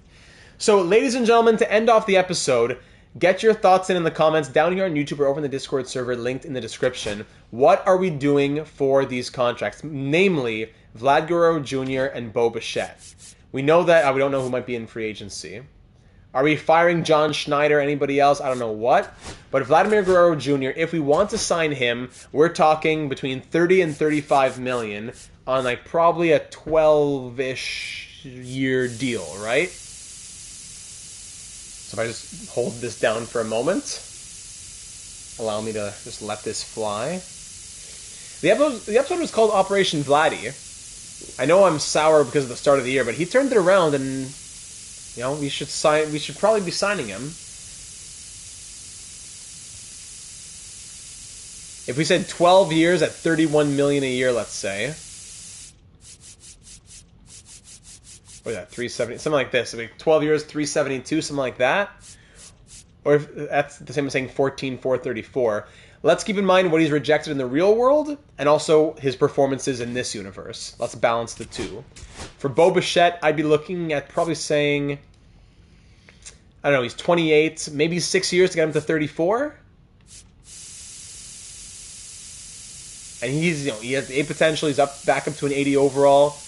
Probably 6 years, 110 million maybe. Would that be crazy? 18.3 a year? Or is that not enough? I don't know. Think about that. Chad Green will get his contract. He was really good for us. I don't mind paying him the $6 million. Even though he's 34 and 74 overall, we have the money. And Amir Garrett, we can throw him some sort of contract as well. Any other conversations for trade talks? Altuve's still on the block. Yelich down to an 80 overall. Oh my goodness. Signed on a horrible deal. Comment in the Discord very shortly. Thank you, Hobbsy. Sandoval, Bummer, Gallegos, each. Yeah, not on the blocks. But keep all the rest of the names in mind. And the budget, too. The budget. Is there anyone that we need to clear up budget-wise? Moving into 2026. Garcia's making $8 million now at a 78 overall. It's not horrible. Rodriguez, a 67, still at $8 million. Has he really grown from that signing that they made from him being in Cuba? I don't know. Miles Straw's going to keep making more money as the years go on. Buddy's up to a 67. He had a solid enough year. Keep him in platoon. Ernie Clement, okay. Johnson, $2 million. Then after that, it drops off a lot. That doesn't really matter. But Von Costa will be in the organization. We want to look at them on the team now. If we look at transactions, go to the roster history here. So Von Costa, B, 70-21. We're ready to see him in AA. The drafts here. Emmett Shambi, 56B. And Dino, 48A. We got to put him on the fast track. Not single A, double A. I'm thinking already triple A for him. Felix Casto, same thing. Lance Harris, bum. And there you go. So yeah, I like the trades we made. I like what we did. We can't just sit here like the real Jays in 2024 and 2025. 2025 had more struggles. Varsho was injured. We saw some injuries. Vladdy was horrible. Yeah, we'll look at them too. Growth from some of the prospects. But we were, what's the word, like definitive. We were not waffling. We said, let's sell off these pieces. Let's get pieces who are going to be helping us next year. And now I'm very much more confident in our team moving into next season. Look at already some of the growth that we're seeing here. Lance Harris Reclamation Project begins next year. Yes. Look at already the growth. Hoffman 89, Santander 87, Varsho 85, Barrios and Francis both 83 now. Very good. So looking at our pitchers and our so Tiedeman's up to a 72, Savage 72, Costa already 70, and Bloss 69. If we look at our, I can't see from here, top prospects, eh? No. So there you go. That's some of the prospects that we're dealing with in the system. All right, so that'll end it off, ladies and gentlemen. Thank you so very much for watching. Thanks for being here. It was definitely a longer one. I didn't mind going longer because I didn't really have much going on tonight. 3.5 hours. Oh my goodness. But thanks for being here. Leave a like if you enjoyed. And of course, subscribe if you haven't already. Be made aware of all of our uploads here on the channel, including, of course, our live streams. This was our Thursday night live stream with the Blue Jays. Tomorrow you won't have anything, but on Saturday you'll have an Islanders episode coming your way. You're looking at the future growth here. Like, it looks like the game thinks that these guys are going to stagnate. I don't know. How they do stats-wise? Team can't see, sadly. We know they had some solid ends to their year, as their numbers were already pretty good when we saw them, like, what, in September? Yeah, so I'll end it off there. Thanks, everybody, again for watching. Much love. Leave your thoughts in the comments on YouTube or in Discord in the MLB Suggestions channel, and we'll go from there. See you next Thursday as we move into the month of April. That'll be tentatively planned for Thursday, April the 3rd, as we move through episode number 3, which will be the 2025 offseason, 2020, do I call it 2026 offseason? Whatever. The year number 1 offseason. Now we completed our first season with the Jays. Thanks for being here. Much love, and we'll talk soon in the next one. Good night, everybody.